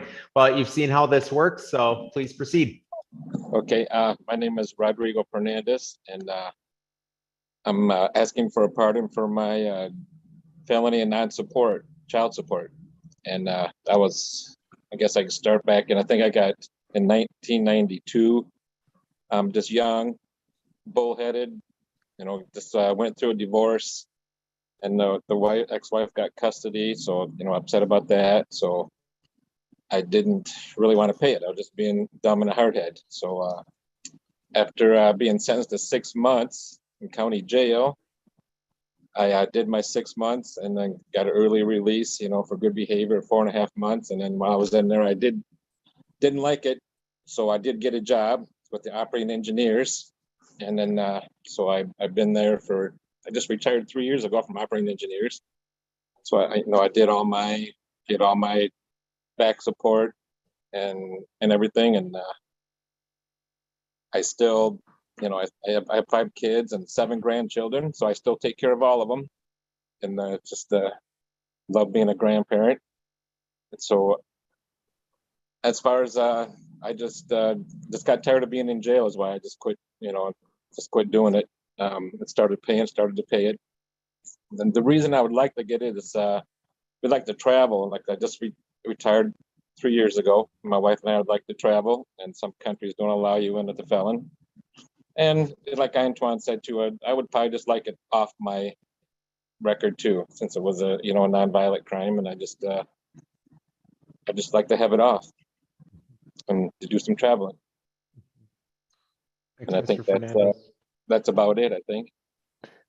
Mr. Fernandez, can you talk a little bit about, you mentioned that you're, just tired of being in jail. I think in your application, you also said that you were, I think you used the words practically a child yourself. Can you talk a little bit about the impact that this had on your family? Well, it had a lot, like I said, I was married. I've been married for 37 years, and I was married to my second wife at that time, and we had 3 young kids. So being away from them for 4.5 months was hard on them and hard on me, and it was time to step up and be a man and do what you're supposed to do. Take care of your kids and hold up to your responsibilities. And that's what I did. It was a kind of a hard life. My parents got divorced. Not that that's the reason why, but it didn't help any. But I just got tired of running. Just got tired of step up and be a man and do what you're supposed to do. And I'm a Christian now. I belong to Evangelical Free Church. I'm on the board. I'm a vice president of the trustees, and it helped put me in the right perspective of where I should be. Okay, thanks. Other questions from the board? Jeff? So you said you're involved in your grandchildren's lives? Yes. And are they the grandchildren of the child you didn't support? Are they the children of the child you didn't support? Yeah, the 2 of them are. 2 of them are. Then plus I got 3 from or 2 from my wife now, and then one she had one before I met her, and he doesn't have any grandchildren, but my other 2 do. And yeah, I take care of. I see them all the time, and we go camping and we go fishing, and I do what I can do to help them out. It's kind of a tough world. It's kind of a tough world for them now. They're having a hard time making it, and it's what a grandpa does and a father does. What's your relationship with their parent, the child that you did not support? We're good. I see him. Really, there's 2 of them. I see them, once or twice a month. They don't live by me, so we talk quite a bit, and it's and I try to help him. The mother passed away, so right. So we talk quite a bit, and try to help him out as much as I can. Okay, thank you. Thank you. Any other questions from the board? All right, well, thanks, Mr. Fernandez, for appearing before us. You've heard me say it before, but you'll find out about the outcome of the process in a few short months from today. But I appreciate your time and hope you have a good weekend. Yeah, I appreciate the board's time too, and then you have a good day. Thank you. Anthony Cooper has now joined us. Mr. Cooper is one of our other board members, and so because of that, Anthony James, we can now hear from you. Jeff Kremers will be recusing himself from this one, so Anthony's welcome. Hello. All right, so Mr. James, you've now seen this a couple of times, so please go ahead. All right, my name is Anthony James. Thank the board for considering this. I was 20 years old when this happened. I was 20 years old when this happened. This has been 27 years in my life that this happened. I'm sorry about that. A call tried to come through. this was 27 years ago when this happened. I was 20 years old. I was convicted of marijuana, 3 pounds of marijuana possession. At the time I was convicted, that was my state of mind, to try to get some money fast. I was misguided because of the community we live in. As we see and we know, the youth, they're misguided, and I was one of those misguided at that time period. It was an unwise choice, and since then that has tremendously impacted my life. Despite of that felony and that happened, whatever the label of the felony, I have prevailed since then and pushed forward. And I'm a fully law-abiding citizen now, taxpaying citizen. Also, I'm a homeowner. I've been married for 17 years. I was a deacon for 15 years in my church.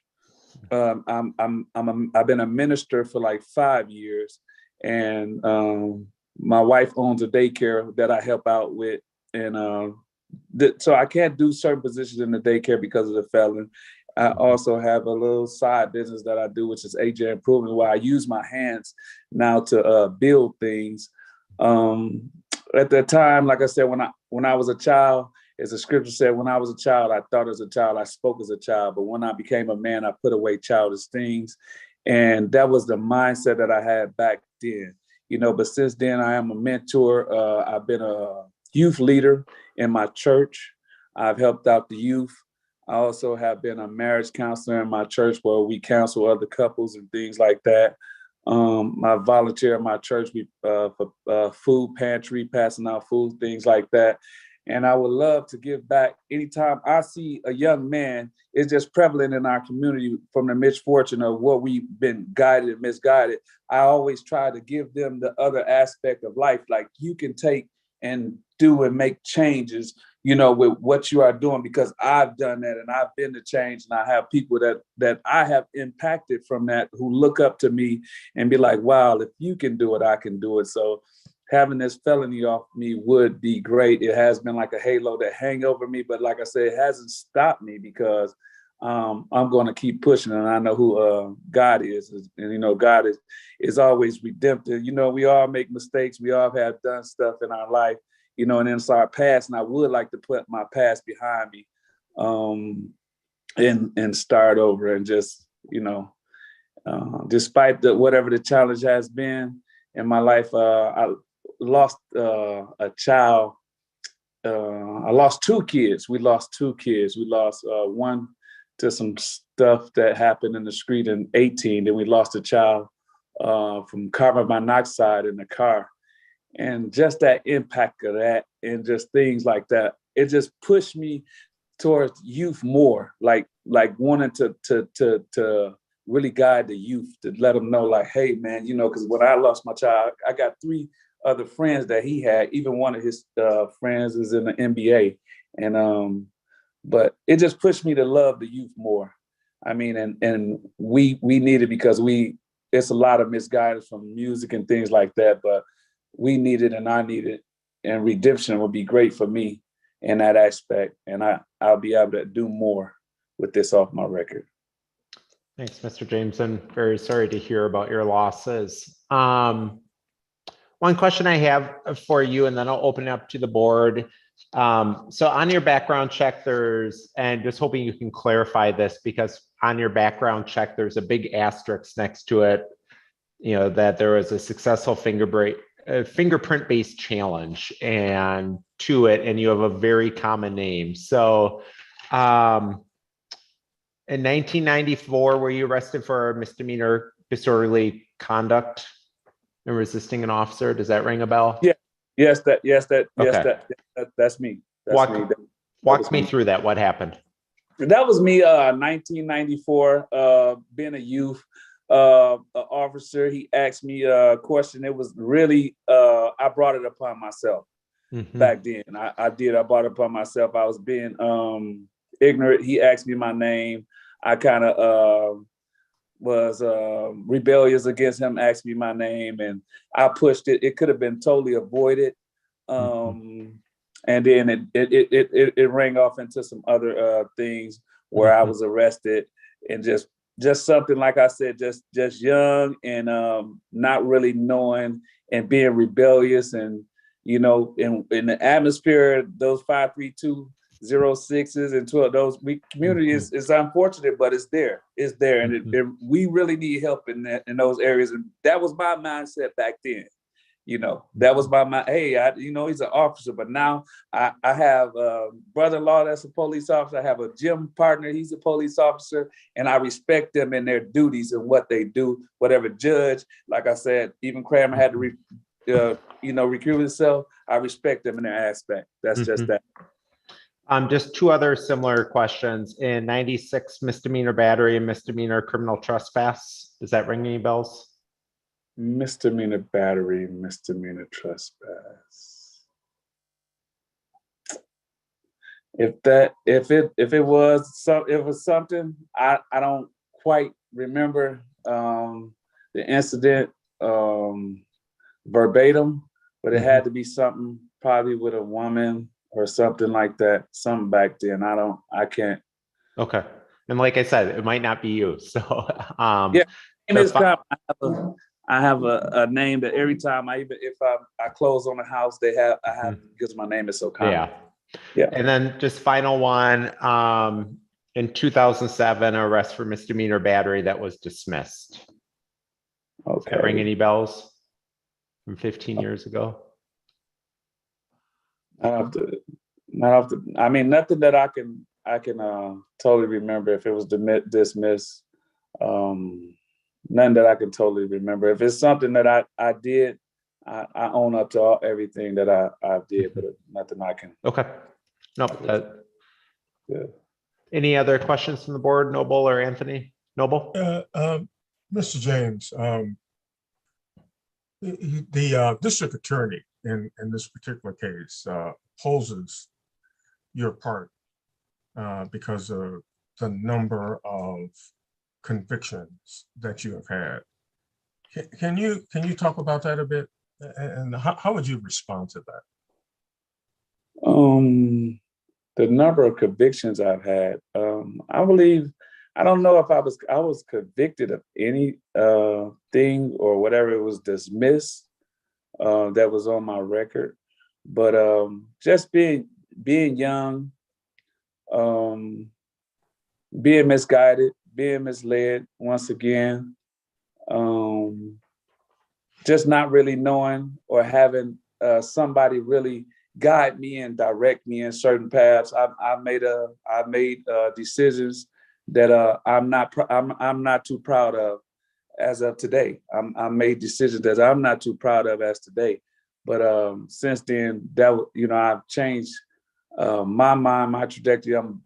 I own a business. My wife owns a business, and I'm into building. I'm into even restoring houses. That's what I do. I'm in a house that I bought that I restore now. So I'm into restoration, and I believe that anybody deserves a second chance for restoration. I mean, you can hold something over me from 10 years or 15 years ago, but everybody changes, and I'm one of those people that has changed.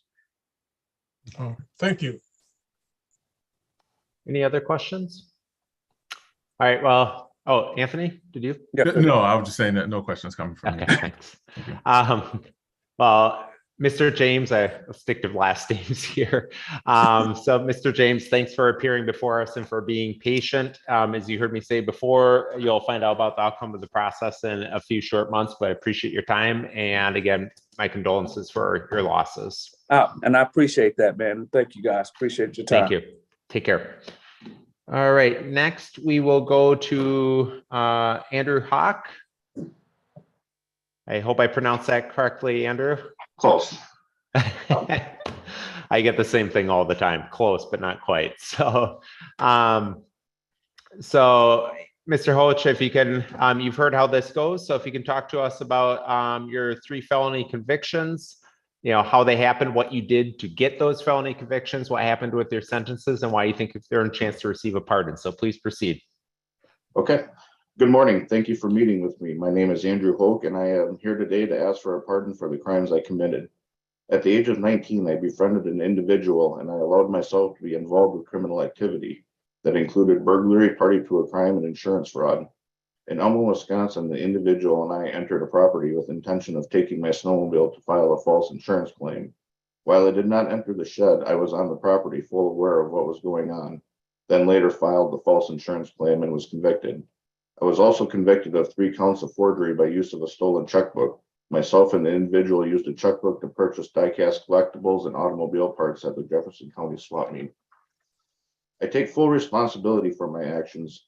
During the commission of these crimes, I could have said no, I could have walked away, I could have cut ties with him, but I didn't.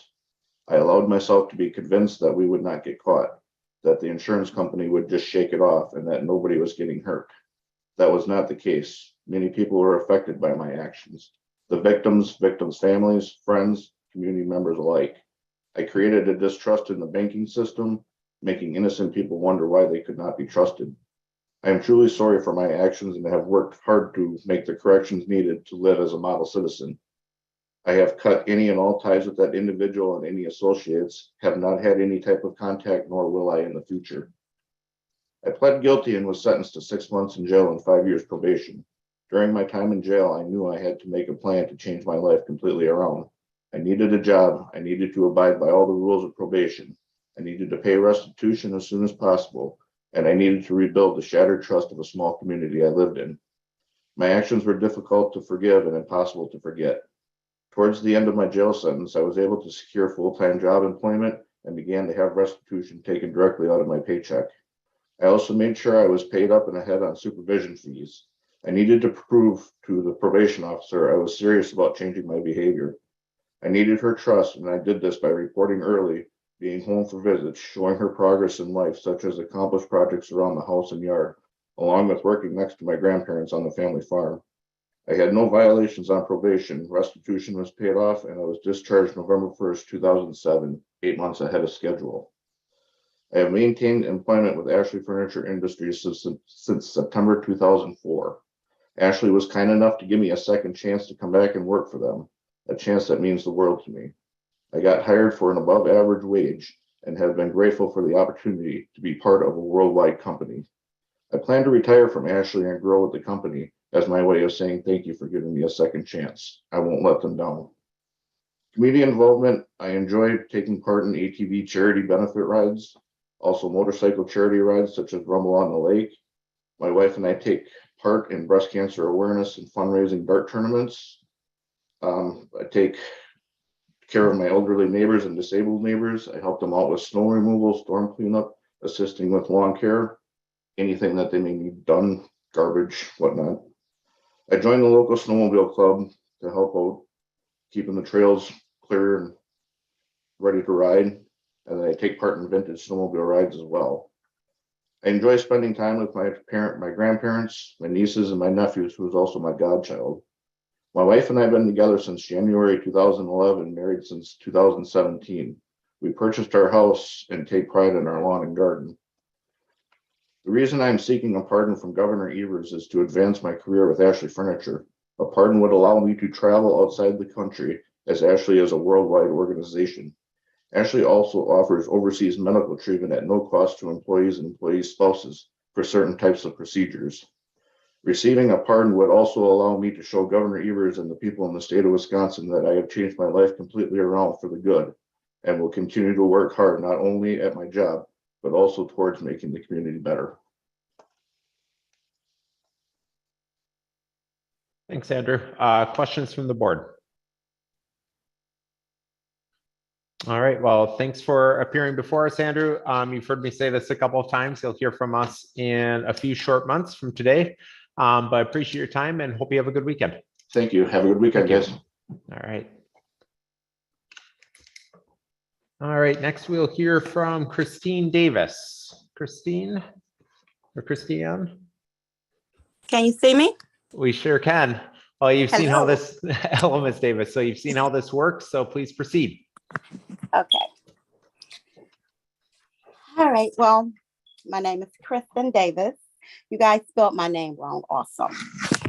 Okay. Just so you know. I actually wrote a letter And I wrote this letter. I don't know if it's the letter I included in my application with you guys, or if it's the letter that I included with child care division. But it's pretty much says the same thing. I just added a little bit more to it. And if I can read it, that would be great, because it pretty much sums up everything that I've done. Sure. And what I've done was, in 1994 and 1996, I wrote a bad check and cashed a check. And those are my only two convictions. One was a misdemeanor, one was a felony, but they ran them concurrent. So this is my letter. My name is Kristen Davis. I have worked in the field of nursing and education for the last 20 plus years of my life.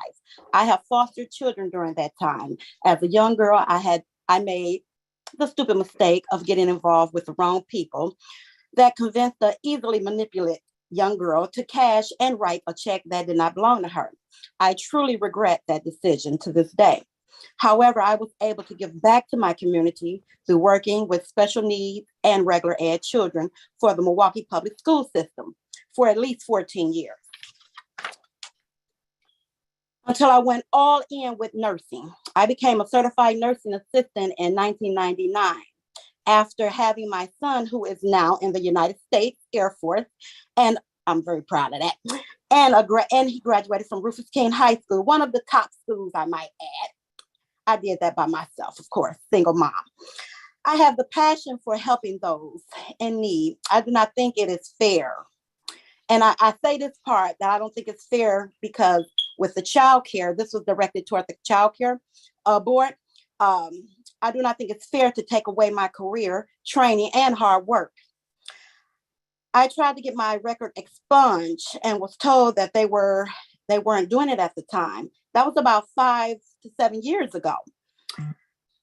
I can take back, if I could take back the mistake I made 20 some years ago, I would. But I can't, of course.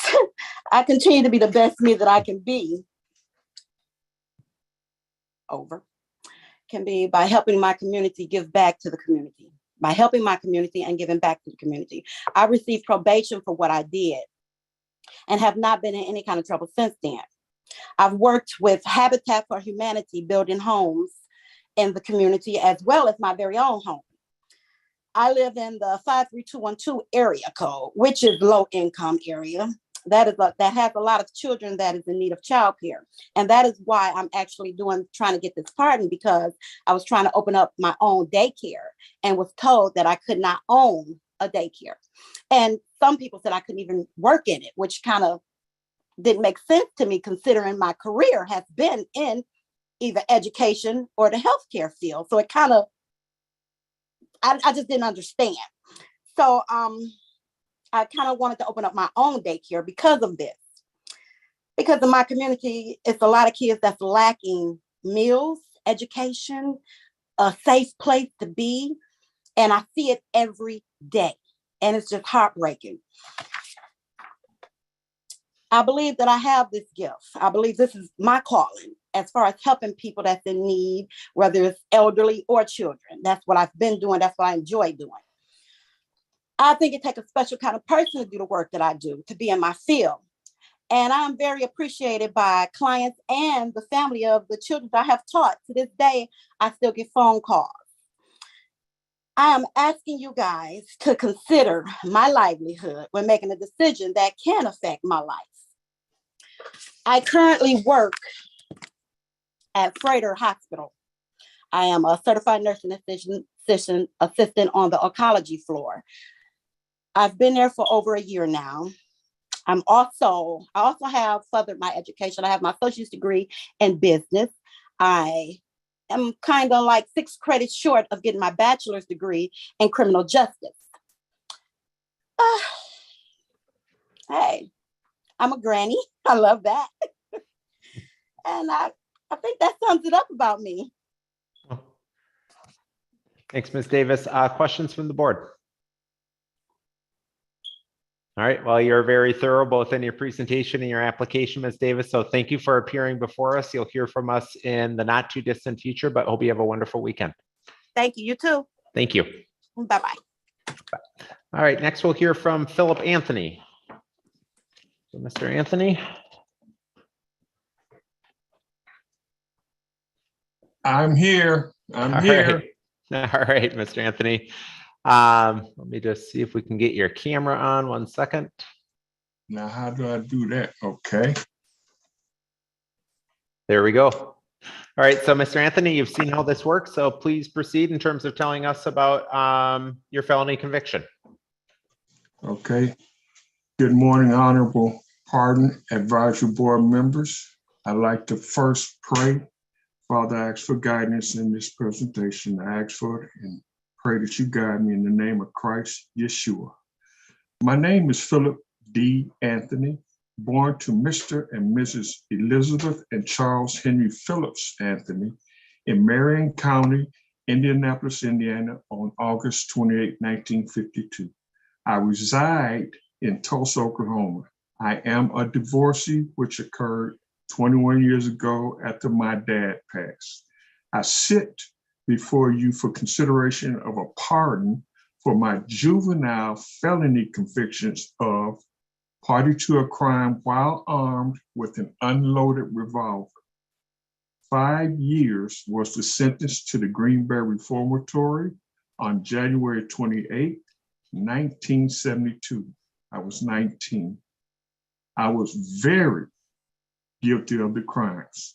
Sentence was served, released with a permit license to continue barber training. On October 28, 1974, I was released from the Green Bay Reformatory, and on January 28, 1977, satisfied sentence, no parole. I was very proud of what I earned. That year was also when my son's mother and I got back together. She was a student at the University of Wisconsin-Platteville. I needed to raise my son and correct the wrong I caused his mom. I had denied him while locked up. That lie had to be confessed, forgiven, and corrected. She forgave me. She is worthy of total respect, for which I still maintain. My time with my son was healing and wonderful. He didn't like swimming. The student body and the city of Platteville were very kind to us. After 2 years of ongoing indifferences, altercations, and arguments in front of my son, we separated. That kind of atmosphere wasn't what I wanted my son to be in. He was not going to see a repeat of what I seen on a regular basis. I asked Mr. and Mrs. Hamp, who originally received me from the Green Bay Reformatory for training in barbering, if I could come back and finish my apprenticeship. They put me in one of their 6-chair shops. I transferred after 6 months to Mr. Mrs. Hampton, colleague, Mrs. Mildred Sellers, and finished my apprenticeship at Artistic Barbershop. Took and passed the state exam for my master barber license in 1980 of August while working at Artistic Barbershop. In 1988, I started driving school bus for rider student transportation. I kept driving for 3 years part-time while still practicing barbering. My 7th grade classmate brought her 7-year-old son to the shop for a haircut. We started dating after that.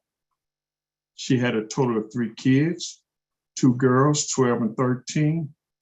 I said, if we're going to raise your kids, we have to get married. She agreed, and on January 28, 1989, we did. She was employed at the Milwaukee Journal newspaper. All appeared to be happy. Tragedy struck in August of 1990, while my stepson was visiting with his dad and woman, 2 kids in Mississippi. A 2.5-ton dump truck ran a stop sign, broadsided the tourist Ford they were in. How anyone could have survived that crash is truly a miracle. Out of the 4 passengers, who was the only one with a life-threatening injury. A radio station had reported he died. The hole in Pooh's forehead above his left eye was the size of a lemon. His dad told me his brain was protruding out of his skull. A nurse was going to work at a local hospital, pulled over to help. She and Pooh's dad removed Pooh and took him to a local Cleveland, Mississippi hospital. Doctors and nurses realized that the injury was too great for their hospital. The helicopter flew Pooh and his dad to Delta Medical Center in Greenville, Mississippi. The surgeon that did the repair was normally off. My wife and I got there 48 hours later. Upon seeing Pooh, my wife screamed. His dad said, "Philip, I'm glad y'all came. He hasn't moved or said anything." He and my wife left the room. He looked like the mummy as I began to talk to him. "Pooh, can you hear me?" Nothing from him. I grabbed his hand and asked him to squeeze mine if he hear me. My knees buckled. I rushed for his dad and mom. "He's talking to me." They hurried to the room. My wife grabbed his hand and he squeezed it. She screamed again. The nurses came in and said, "This is first contact since the accident." Doctors began walking Pooh. The brain was protruding out where the surgery had pulled skin over the hole. 3 days later, Pooh and my wife were flown to Freighter Hospital, Wauwatosa, Wisconsin.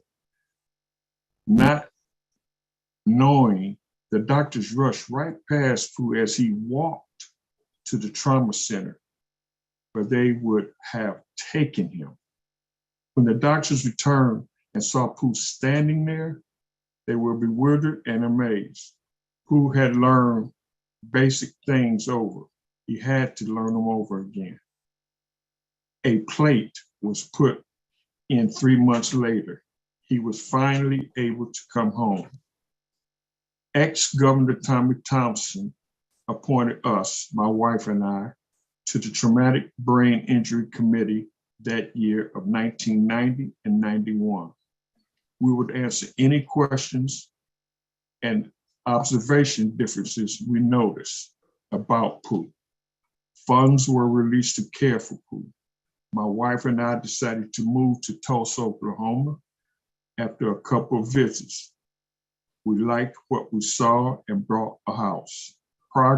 Pooh's progress was very well, but we discovered the doctors were not as prepared as Wisconsin. It was also realized Oklahoma was not a reciprocal state that would allow me to practice barbering. I would be required to go back to school. All the barbershops I visited confirmed that's the law.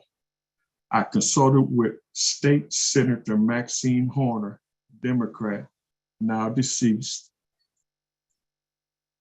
how Wisconsin's training is longer than Oklahoma. After a month, the board invited me to take the state exam. I passed due to the excellent training from Wisconsin's MATC.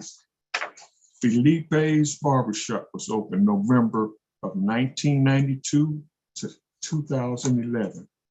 Because my knees began to fail me because of bone-on-bone occurrence, I closed. Dr.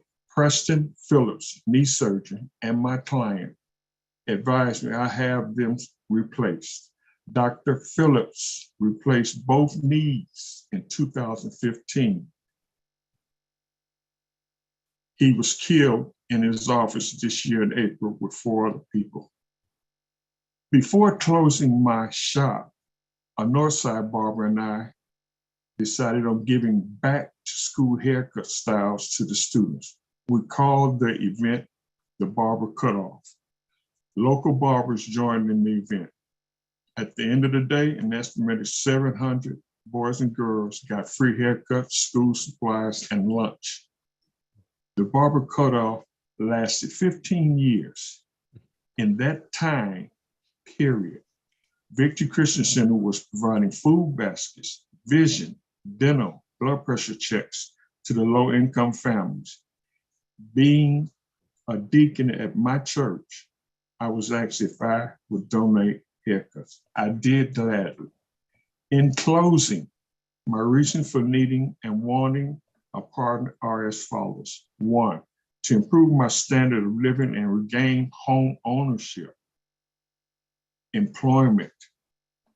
3, to restore the legal trust and confidence taken away by the felony to my family, church, community, and state. To be recognized that reform has happened and 50 years is proof. Recognized as a former member of ex-Governor Tommy Thompson's traumatic brain injury. Retired, licensed barber with current active license for Wisconsin and Oklahoma. Time will not allow me to continue testimony of my change from a misguided soul to an obedient son of the God of Israel. Thank you for your patience and the opportunity, along with the souls that helped me along this journey. The God of Israel keep y'all. Thank you. Thank you, Mr. Anthony. Questions from the board? No, Mr. Anthony, you're very thorough. Thank you for sharing your story with us. It was quite the journey, and I hope you have a wonderful weekend and you'll hear from us in the near future. And y'all have a super weekend and eat plenty of fish. Thanks. All right, next we will be hearing from Lucinda Trotter.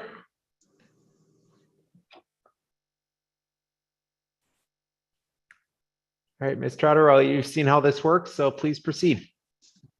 Good morning. My name is Lucinda Trotter, and I'm here. The crime that I have was party to a crime of identity theft. I take full responsibility for the crime that I did, not to myself, but to others and to my children. I have 4. The way I was involved in this crime, I was home taking care of my disabled son that now has graduated from high school. I have a college graduate, and I have served on the vice president of the parent committee at my daughter's formal school, Holy Redeemer.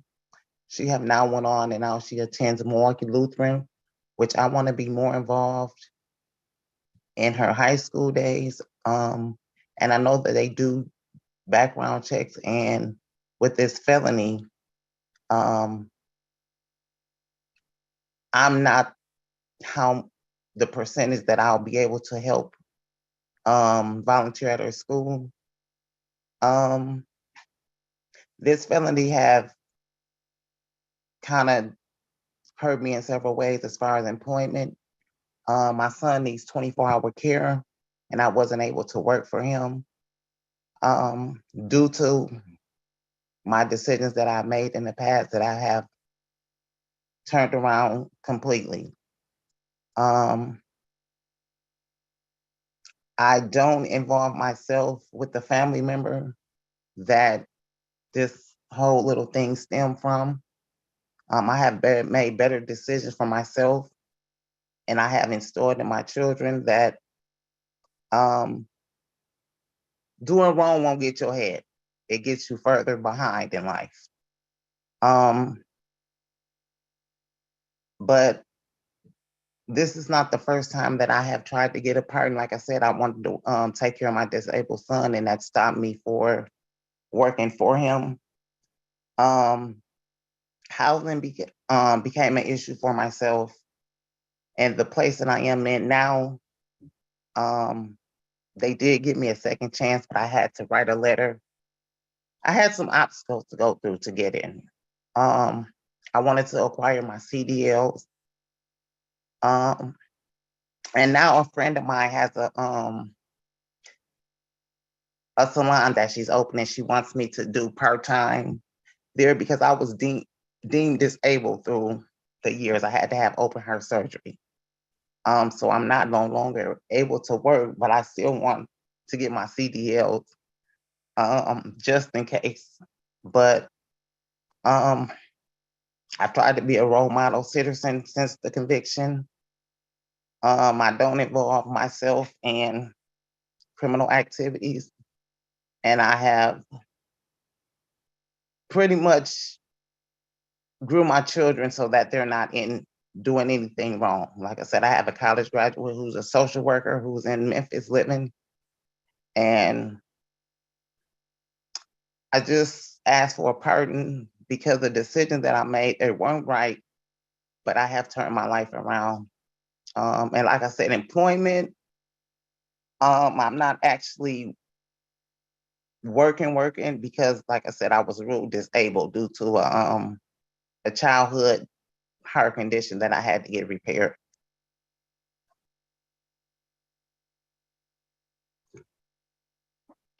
All right, thanks, Ms. Trotter. Questions from the board? All right, well, thanks for appearing before us and sharing your story, Ms. Trotter. You've heard me say this many times, but you'll hear from us in the near future. But I hope you have a good day and appreciate your time. Thank you, and I thank you guys for hearing me, and thank you. You guys have a weekend too. We will, thanks. Thank you. All right, that concludes our morning session. We were not able to get a hold of Shawanda Hicks, so we'll try and maybe be able to squeeze her in this afternoon. Now it is time for our closed session. So can anybody make a motion for going into closed session for the reasons listed on the open meeting notice, including for purposes of deliberating concerning a case before the boards, considering specific applications, financial, medical, social, or personal histories of specific persons? Is there a first? Jeff first, second, Anthony Cooper. Anybody opposed? Hearing none, we are in closed session. So I will stop the live stream and put Wisconsin Eye into the waiting room, and including, all right, put in waiting room. Proceed. Okay, I was charged with delivery of a controlled substance of heroin. I received my conviction October of 1998. I was 17 years old. I just want to let you guys get a clear understanding of where I'm coming from. Yeah, I was 17 years old. I was Mhm. in high school. You know, I didn't know what really a job was all about. I didn't know any of that. So only thing I knew about is what I seen and what I heard, and that in my neighborhood, which was selling drugs. I seen a lot of that, so I fell into that trap. And it got me 3 years, 3-year sentence. I did, I think that was 18 months. I was released on parole. I did eventually finish my parole sentence. I was discharged. Right now, I received my GED from Wisconsin Department of Public Service. I'm also working in the healthcare field. I've been a nursing assistant since 2011.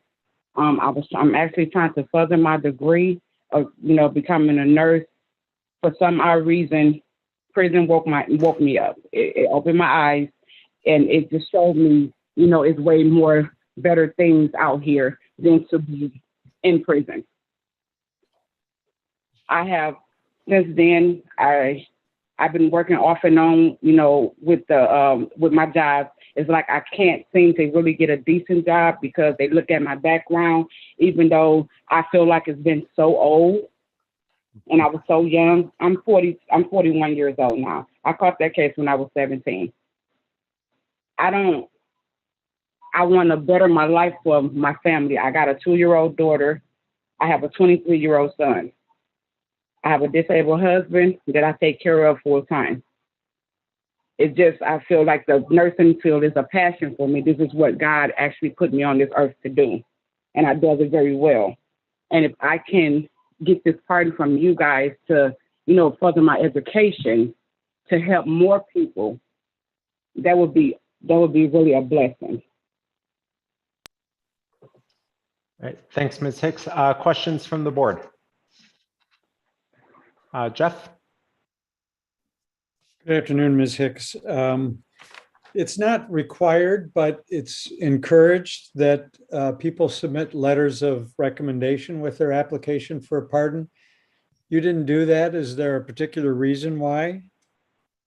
I wouldn't even know who would write a recommendation, because I don't see, like, the jobs that I did have, it was more of, I was there for a couple of months, then I'm not there anymore. So I didn't get really a good standing, strong standing behind the jobs that I did have.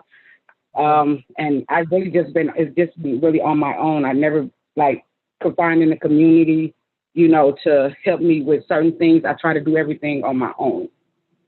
Okay. And then you want to say anything about the misdemeanor conviction you had from 2014 with the fraudulent use of a credit card? Yes. I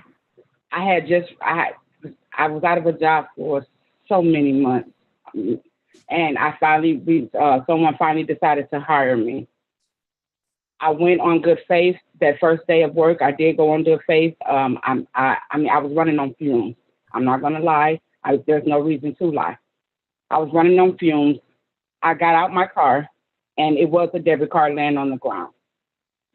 Instead of me doing the right thing, going and turning it in, I did not turn that debit card in, because the only thought I was on my head was how am I going to make it home? I barely made it here.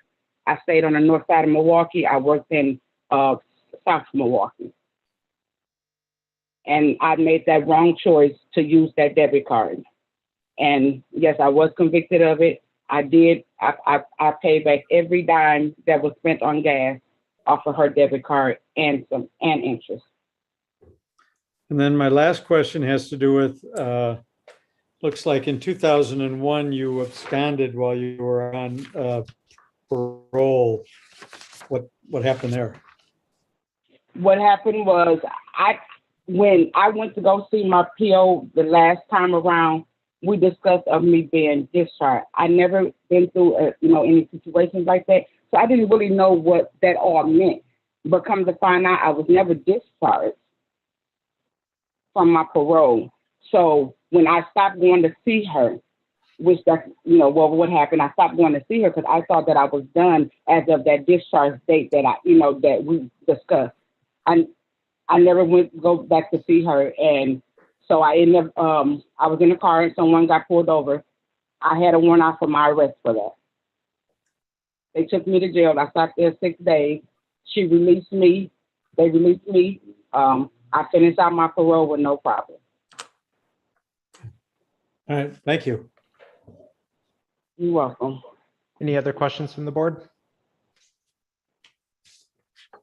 All right, well, Ms. Hicks, thanks for making the time. I'm glad we were able to finally connect. And like I said at the beginning, you'll hear from us in the not too distant future about the outcome of the process, but I appreciate your time and hope you have a good weekend. You too, you guys. Thank you. Thank you. All right, next we will hear from Danika Melvin. Let's see.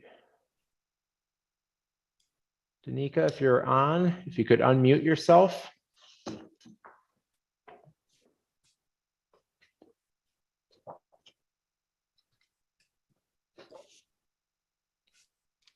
All right, we will check back with Danika later. We will go ahead then to Jeffrey Funnel. So Jeffrey, there you are. Well, you've seen how this works, Mr. Funnel, so please proceed. Thank you. I appreciate it. And thanks for the opportunity to meet with you, everyone, today. My name is Jeff Funnel. I'm here to request consideration for a pardon for 2 felony counts of theft in a business setting that I pled guilty to in July of 2004. Those thefts occurred while I was working for my then in-laws at their property management business in the late 1990s. My sentence was 6 years of probation with a condition of that being 6 months in Dane County Jail. I successfully completed the jail portion of that in approximately 3 months at the Huber Center, and then completed was given EMP monitoring to fulfill the balance of that. I was also discharged early from the probation. I served a little less than 2 of the 6 years. I'm guessing the early discharge was most likely I'd followed the rules that the probation agent gave me. I had no contacts with police, and I think most importantly, I had made full financial restitution for every penny plus interest that I had stolen. I also paid a financial settlement to my in-laws regarding loss of saleability for their business. Since the completion of my sentence, which was 18 years ago, so I've had a lot going on since then. So I promise you I won't drag you through everything that I've done since then. When I first, kind of the dust was starting to settle after I got done, I did run my own businesses. As the previous person had mentioned, it is difficult to find employment. That was something I absolutely had brought upon myself. So I was fortunate enough to be able to start my own business. I did employ other people. So I provided employment opportunities. It was a lawn and snow business that I ran very successfully and ended up selling it to one of the people that I had hired. Fortunately, also in 2014, I was able to obtain employment with a large international company out of Atlanta. And since then I have progressed I'm still with them, and I've progressed into management roles from there. At the time I put in my application for the pardon, I was a manager. In December of 2021, I was promoted to senior manager of client implementation. So I have a team of 13 people, and I run the data team for the company. My absolute favorite thing to do with them is mentor and coach. As I tell them, failure is the greatest teacher, which might make me the smartest person in the world, because I can help direct them, hopefully, what not to do often, but give them some great feedback, help them practice interviews, resume reviews, help them network and be successful in their careers.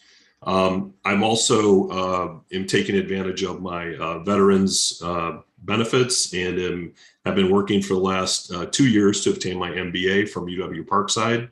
I'm taking about 1 class every 7 weeks, just so I can slowly get that knocked out. I was a volunteer baseball coach at Sun Prairie Little League when my son was playing. Really enjoyed that piece. And with my new role, I don't travel as much, so I've been able to do more volunteer activities, mainly through my church here I live in the Cedarburg area. We go to a church in Mequon. I've been a leader we've put together a safety team. I also helped my wife as we were helping resettle or rehome an Afghani family that fled the Taliban over a year ago, and get them settled in Milwaukee and help them shop and take them where they needed to go. And also in July, I was approached and nominated, and I have accepted and am now a deacon at the church. So that was a pretty cool thing to be asked, and I really appreciated the chance to do that. I hope I'm a good candidate. It's been 18 plus years since all that happened, and I made those awful decisions. I haven't had any law enforcement interactions at all. I was released early from probation. I've been able to move my life forward in a positive manner, I hope, and have absolutely will continue to do so. I've worked to improve myself, including education, to give myself more opportunity in my current role. I supported both my kids through college, and they both completed their degrees. My son just graduated from Concordia with a physical therapy degree as well. So just giving back is something that I've always enjoyed doing. The other thing that I would mention is I did, while we were estranged for a while with my in-laws, and I'm no longer married to their daughter. We were divorced, but they were so wonderfully forgiving, and we did meet, and we had a great meeting after about 5-6 years, I think it was. And they were so generous in their forgiveness of me. And I so appreciated that. And they were highly supportive of me. And I would not have my current job if it was not for them. They wrote a very supportive letter that helped me get through the vetting process with the HR team. So I've also included in my packet a number of character references, mostly from my kids and my wife. And I also included a number of performance reviews for my job that hopefully reflect the way I try and conduct myself as a manager for my team. I know that I've gone over a lot here. It was a lot to cover. I will tell you guys, there is not a day that goes by that I don't think about what happened and my actions, and know that I still, no matter what happens, will always be trying to prove to the people that I hurt and I love that was not who I am, and will continue to do so. So thank you very much. I'll take any questions you guys might have. Questions from the board?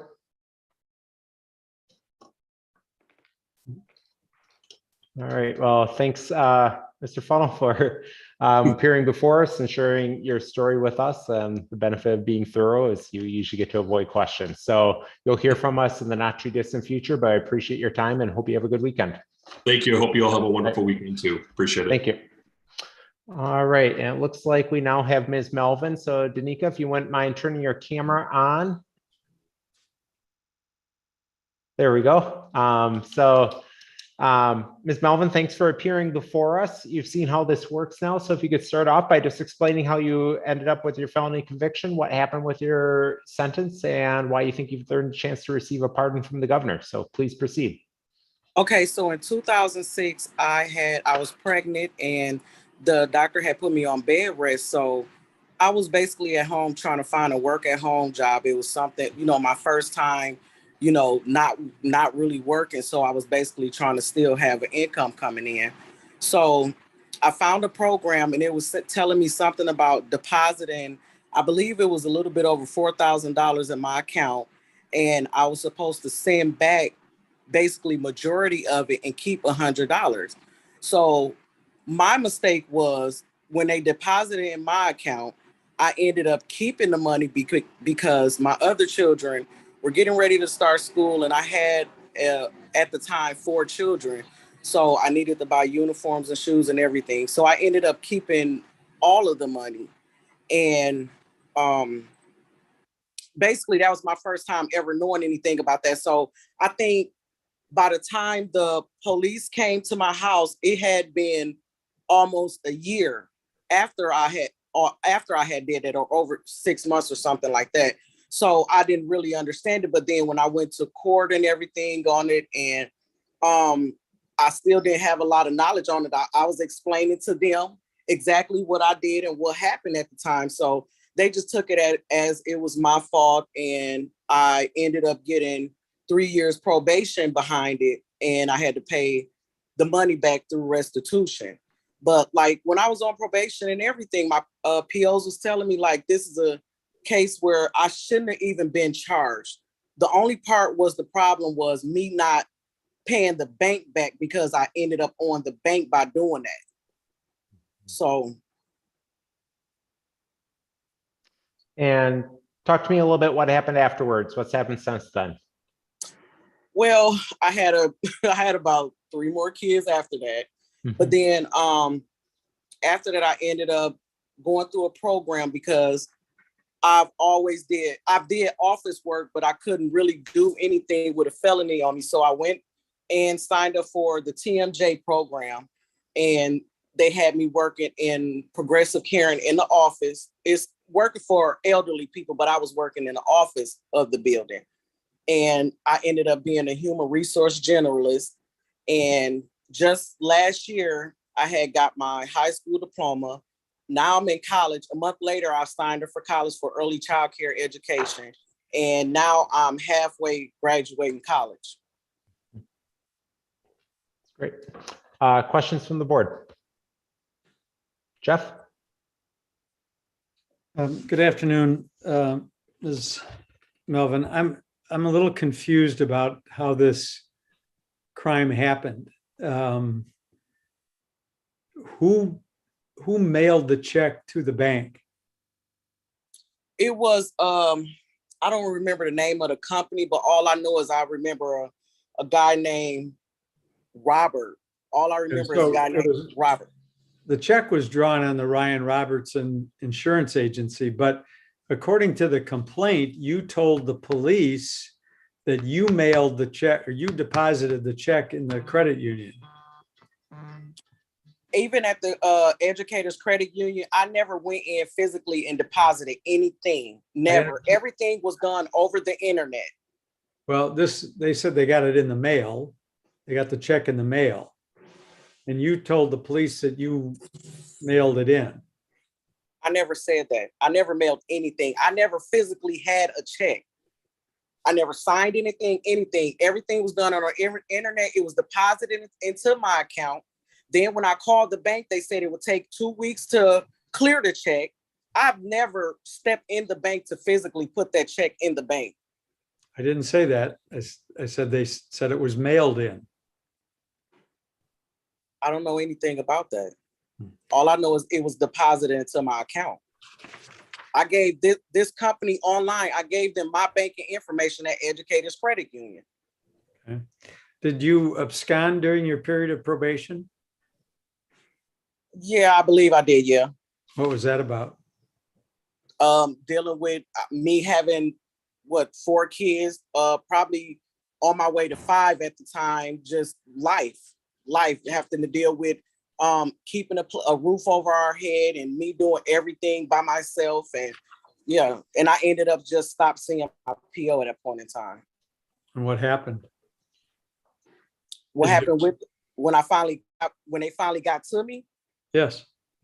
Only thing they did was restarted my probation. I never went to jail or anything. Okay. And how did you get the money to make the restitution? It was over the years of them taking it out of my taxes. Okay. Thank you. Any other questions from the board? All right, well, thanks, Ms. Melvin, for appearing before us and sharing your story with us. Like you've heard me say before, you'll hear from us in the not too distant future, likely in a few short months from today in terms of the outcome of the process, but I appreciate your time and feel free to sign off and go about enjoying the rest of your day. Okay, thank you. You too. Thank you. Bye. All right. Next, we will hear from Angel Gonzalez.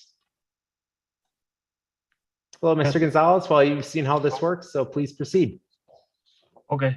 Thanks for giving me the time to come on here. I thank you all for being here. It's been a long wait, and I'm just gonna get right into it. Yep. I was charged with a felony, maybe about almost 30 years ago now, I think. And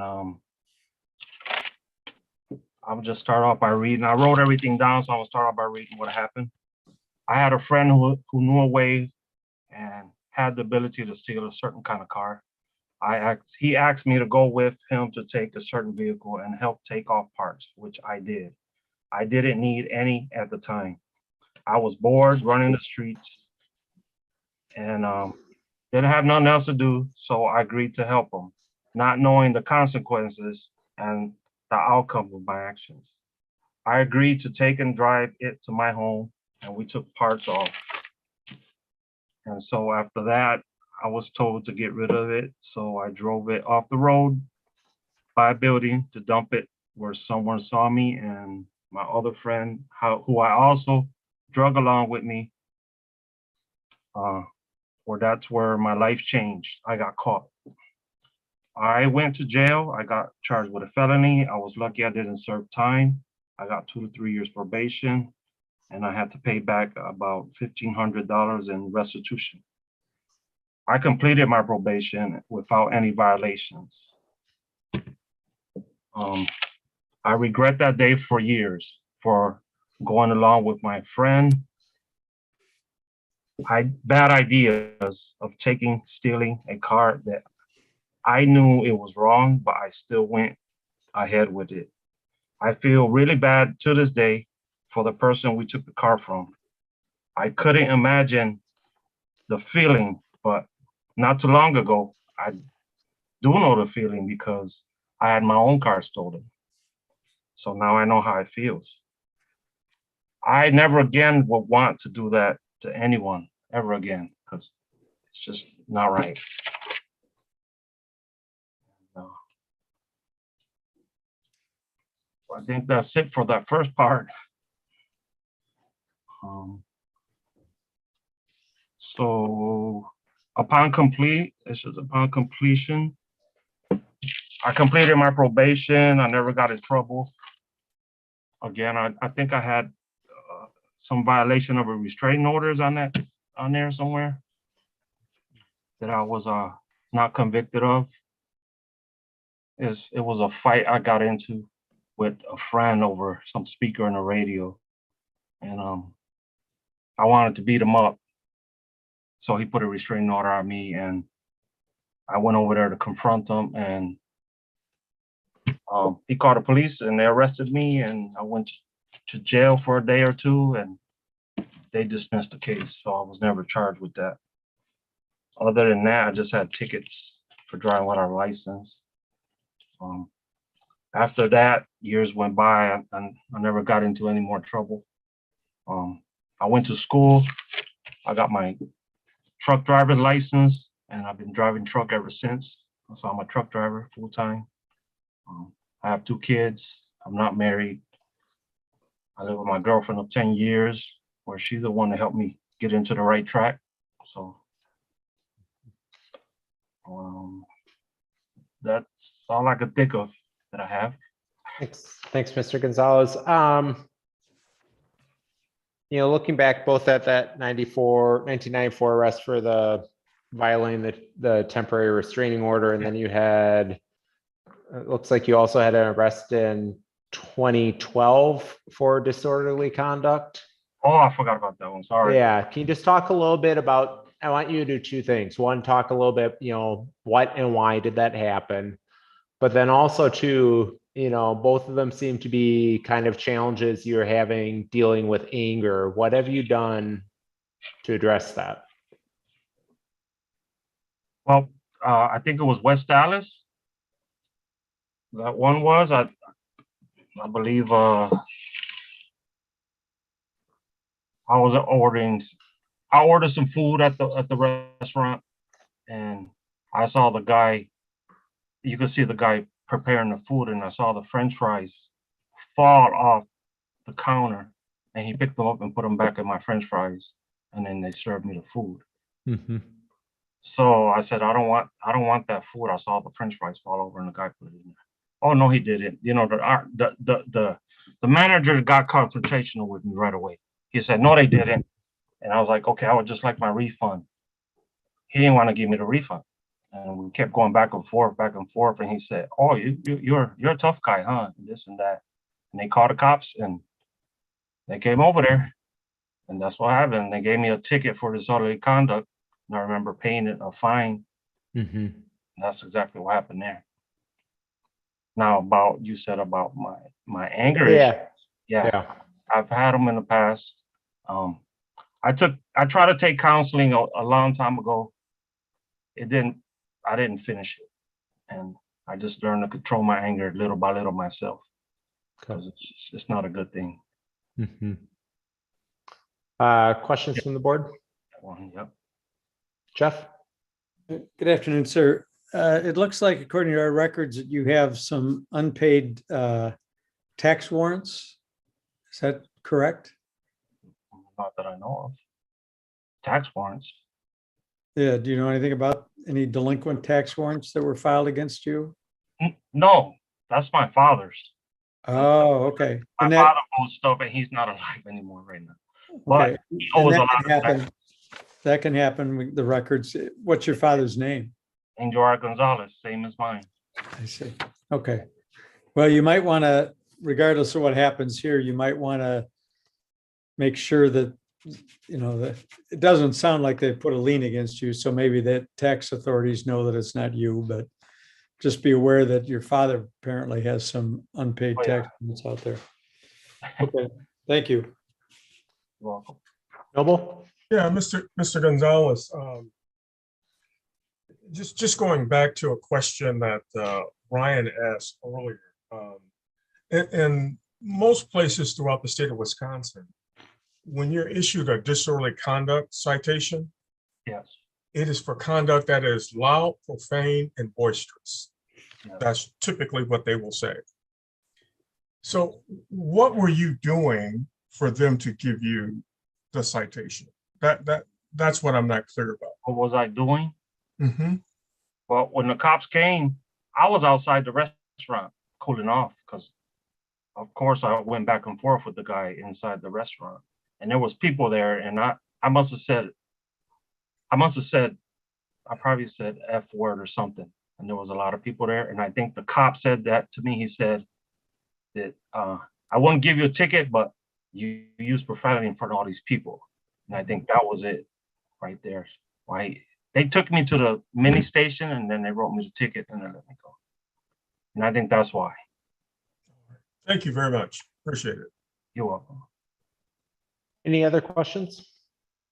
All right. Well, thanks, Ms. Gonzalez, Mr. Gonzalez, for appearing before us and answering our questions. As you heard me say before, you'll hear from us in a few short months in terms of the outcome, but I appreciate your time and hope you have a good day. Thank you. You too. Thanks Thanks for everybody.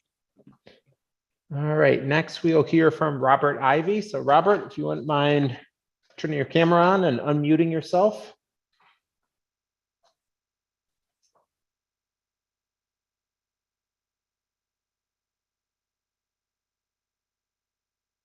Robert, if you wouldn't mind unmuting yourself, otherwise I can prompt you to.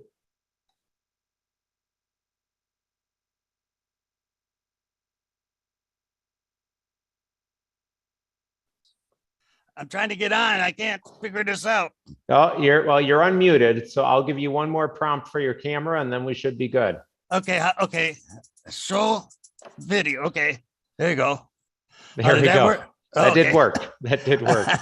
I'm legally blind, so I have a hard time finding things. Oh, don't worry about it, Robert. And you're not the first one to have challenges, but this by doing it online, it spared you a trip to Madison and some gas money. So, so Robert, you've heard how this goes so far. So if you could just start off by telling us how you, well, looking back almost 47, 48 years ago, how you ended up with the felony conviction, what happened afterwards, and why you think you've earned the chance to receive a pardon. All right. For anybody who was around in the 70s, they know it was a rough time for everybody. I was in the Navy. I got discharged in 1973 because of reduction in strength because of the end of the Vietnam War. That meant that the labor pool was flooded. It's hard to find jobs. And, I was married and, et cetera, et cetera. It's no excuse for what I've done because there was thousands of other people in the same situation that didn't have to go that far.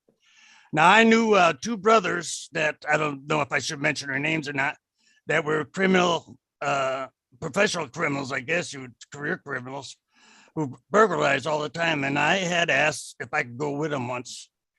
And they said yes. So I was trying to look at my notes and I can't find them about what day it was, but I know it was in 76. I think it's 22nd or something. Anyhow, we went to Ozaukee County and we went to a rural part and I was the lookout.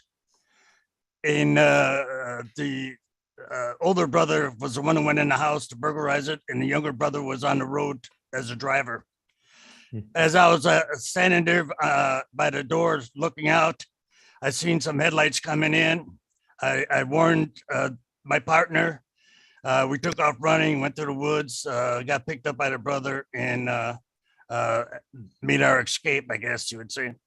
Now, I didn't hear nothing about it for a few months until I was arrested for the burglary.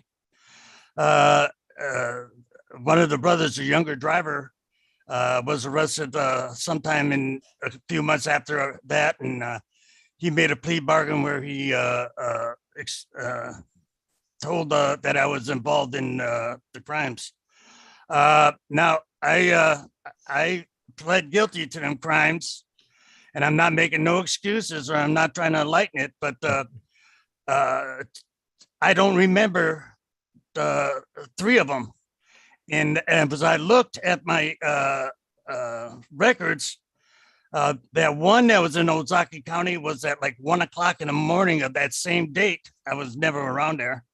And the 2 in Washington County, I could not remember at all. And when I talked to my law advisor from Marquette, she looked at the indictment and found that my name wasn't even in it.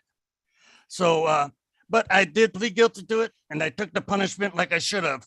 And I got 3 years probation, $300 restitution, and which I agreed to do because the lawyer at the time says, you know, we got this deal for you.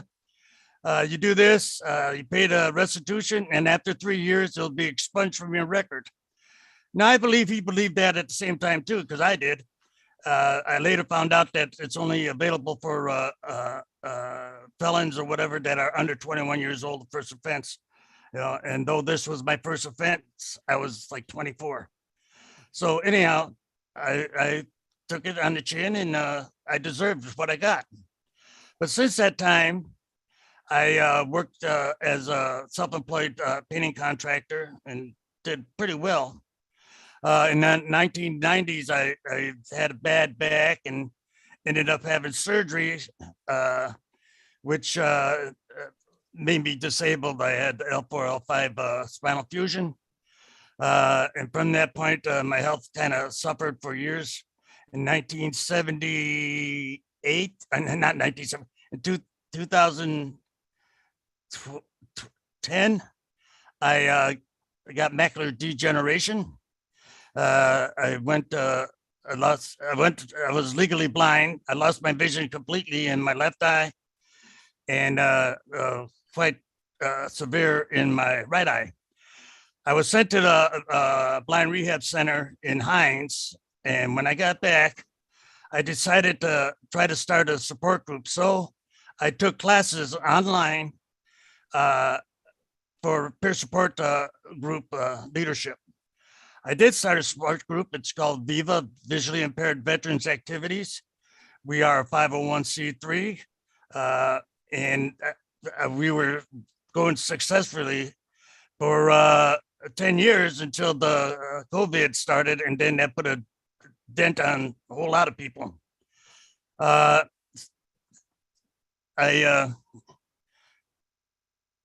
repentant, you know, I feel bad about it, nothing I can do about it, except ask for the pardon.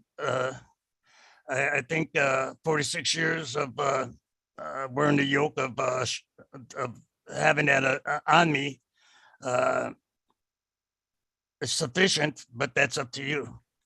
So I think that's what I got to say.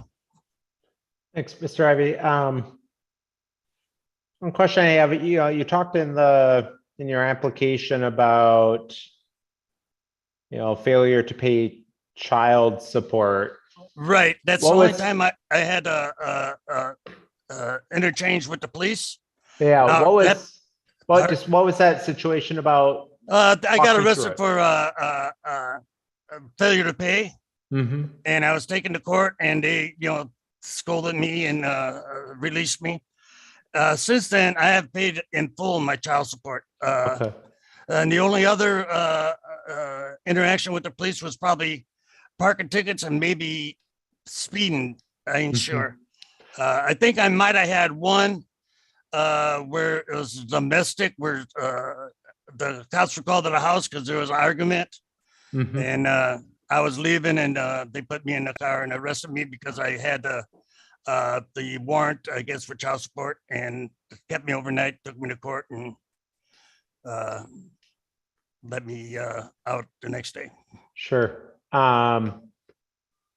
Was the child support for a son or a daughter? It was from my daughter. She Okay. was born in 1975.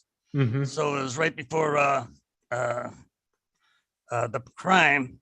She passed away, unfortunately, with cancer in 2014. Mhm. So from that time onward, I took over care of her 14-year-old daughter until she moved out when she was 20 years old, and she went to college. And right now, I don't know where she's at, but you know, that's how kids are. They come and go. Yeah. Yeah, I'm sorry to hear that. Other questions from the board? All right. Well, thanks, Mr. Ivey, for sharing your story with us. Appreciate your time and your candor, and you'll hear from us in the not too distant future. Well, thank about you the very outcome. much. All Bye right. now. Take care. I can leave. Yep, you can. I'll help you. I'll help you out. All right. All right. Thanks. All right. Next, we'll hear from Stephen Schmidt. So, Mr. Schmidt, if you wouldn't mind turning your microphone and camera on.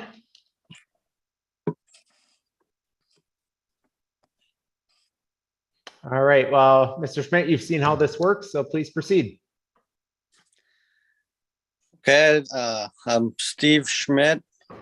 I got arrested for fleeing and eluding an officer in 2009. I was on my way back from a bar in Ashland with my friend, and when we got to Mellon, Wisconsin, the cops tried to pull us over, and I didn't stop. Well, once we got to Glidden, the cops caught up with us, and then we both got arrested. I was sentenced to 30 days in jail, 50 hours community service, and 2 years probation. About a year after that, I was charged with misdemeanor theft, party of the crime. I was with a friend, and he was taking car parts off of vehicles. Since then, I been employed. I got a job at North Country Lumber. I've been there 11 years now. Just been working hard and doing good things.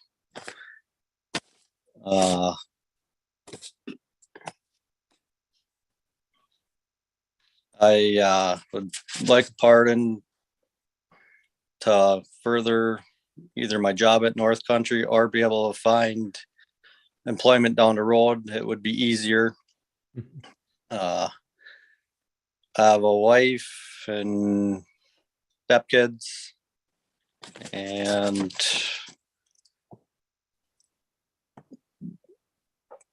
own my own house, and been working hard to save money and just working home.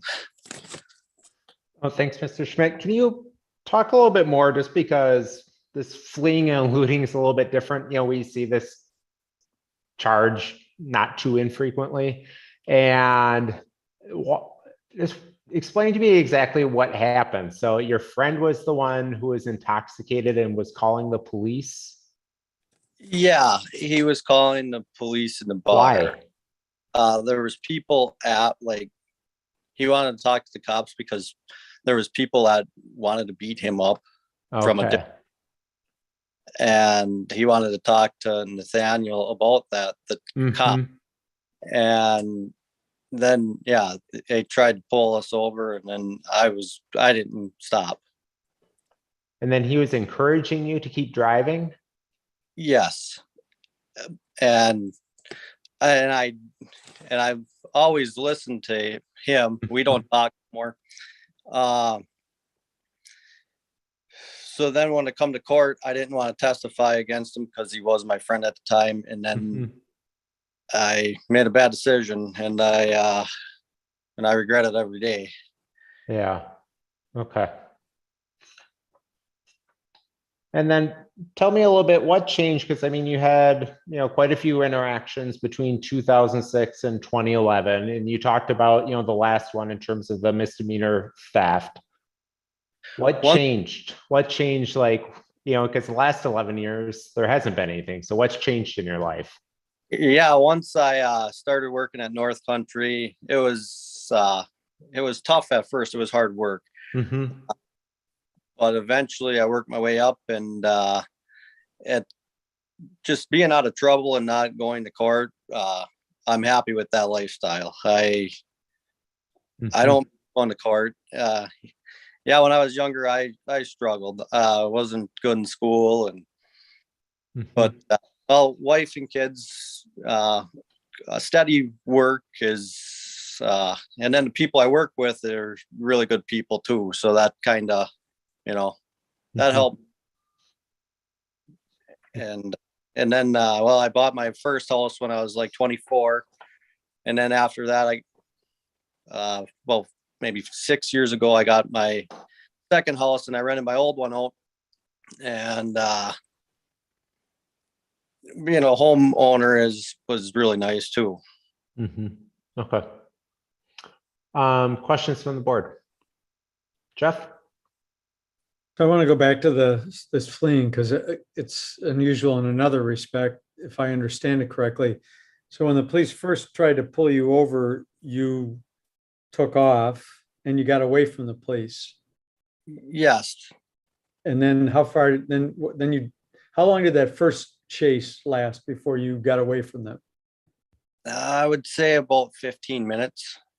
And then they lost you and you drove to Glidden? Glidden, and then they were in the park and then we stopped.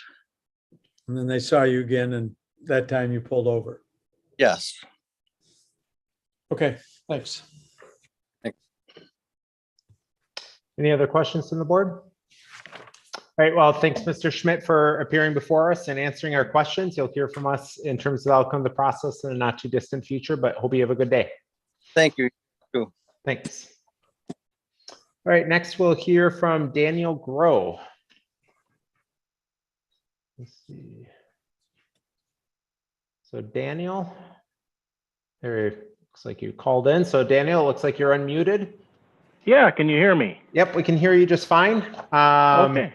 So if you can start off by, explaining how you got your 1997 conviction for fleeing and eluding an officer, what happened with your sentence, and why you think you've earned a chance to receive a pardon. So please proceed.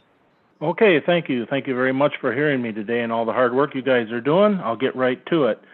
It was July 15th, 1997. I was on vacation from work as an auto mechanic in Boscobel, and had been at home helping my mother take care of my dad, who had recently had a stroke. I was invited to a cookout at some friends where I had a few too many beers. I had just had the engine rebuilt in my collector car and was coming out of Seneca, getting on the gas to help seat the rings in when I met a Crawford County police officer.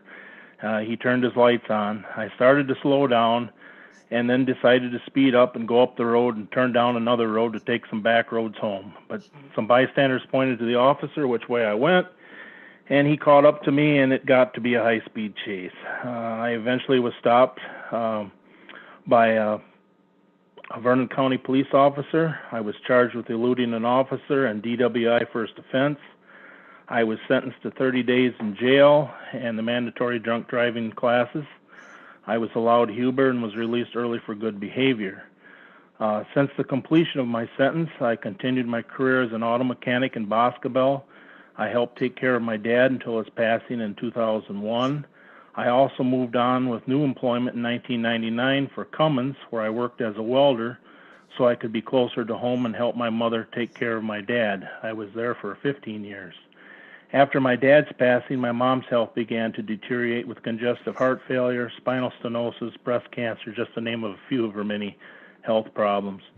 She had to live with me, and I took care of her and did take her to all of her doctor appointments.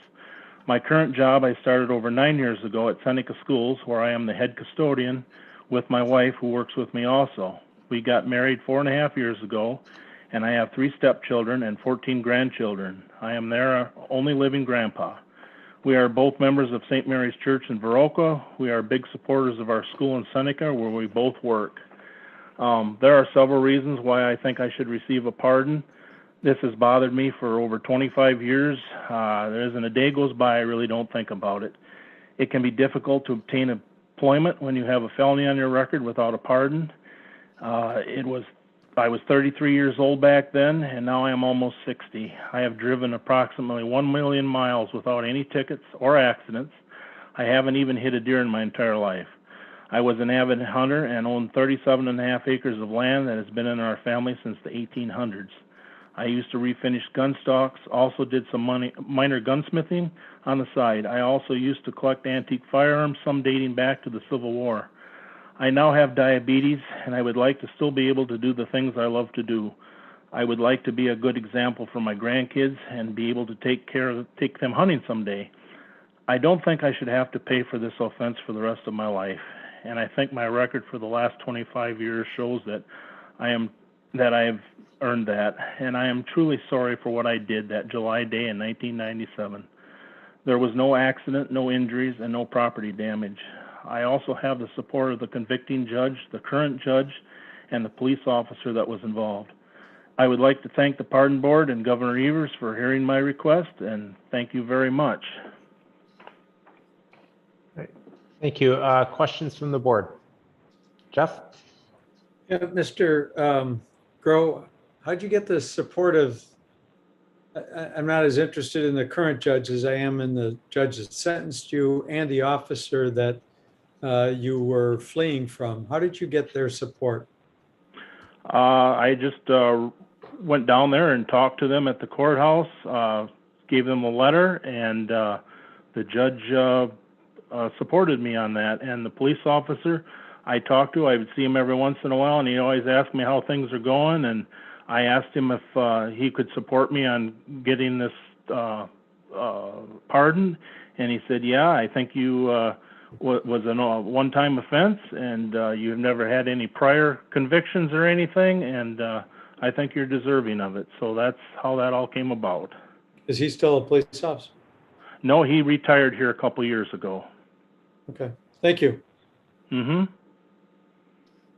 Any other questions from the board? All right, well, thanks, Mr. Groh, for appearing before us. You'll hear from us in the not too distant future, but hope you have a good day. Thank you very much. Thanks. Bye. All right, next we'll hear from Stephen Sukup. So Stephen.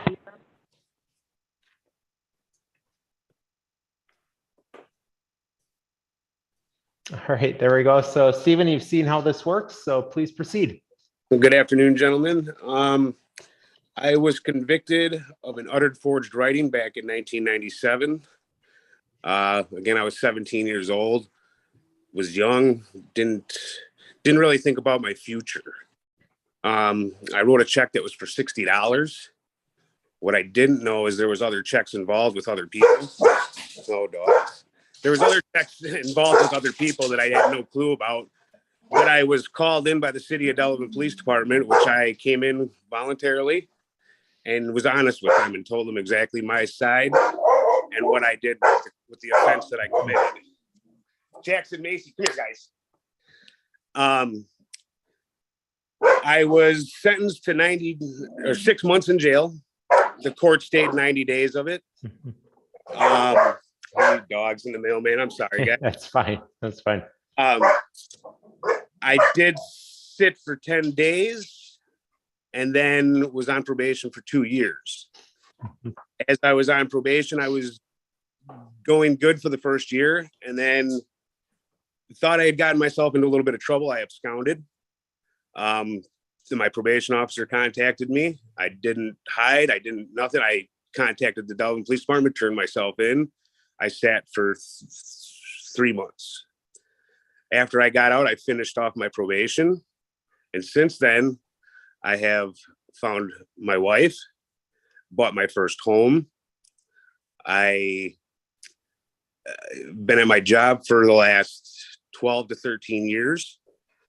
I run my city's 4th of July parade. I'm involved in the community. I'm involved with my son's athletic in school and out of school programs. He is enrolled at the St. Andrew's Catholic Church here in Delavan, which I am a member of. I really would like to receive the pardon from you guys and have it off my record, just for the fact of my son. I'd like to be able to maybe run for office someday here in town, a public servant of some sort. I like to travel and vacation and go out. I'd like to be able to travel out of the country. And my family's been avid hunters. I'd like to be able to do the things I did as a kid with my father that was kept me and my father close. I want the same for me and my son. I've learned from my mistakes. I never try to repeat them twice. Trying to think of anything else that I can think of. I know what I did was wrong, but again, I was 17 and I did not think about my future. It's a different story. I'm 43 years old now, and I have a lot to look out after, namely. Thanks, Stephen. Questions from the board? Noble? We know your dog supports you. They're always supportive, no matter what. This will give you a good story to say when you had to appear before the pardon board and your dogs were barking. We were going to do the Zoom. I was worried about the mailman coming in about this too. All right. Well, Stephen, thanks for appearing before us. You've heard me say before, you'll hear from us in the not too distant future. The longest wait is to get to today. So thank you for your patience and hope you have a good weekend. Thank you, you guys. You too. Thanks.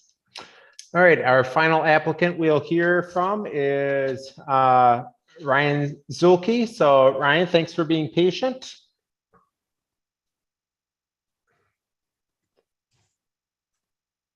Hi. Hey, Ryan, what's your away picture of? I was working on, I'm a union laborer. I was working on the Sauk Prairie Dam about 2 summers ago. Oh, very neat. Yeah, the dam was moving and it shouldn't move on the Wisconsin River. What was your job in order to stop it from moving?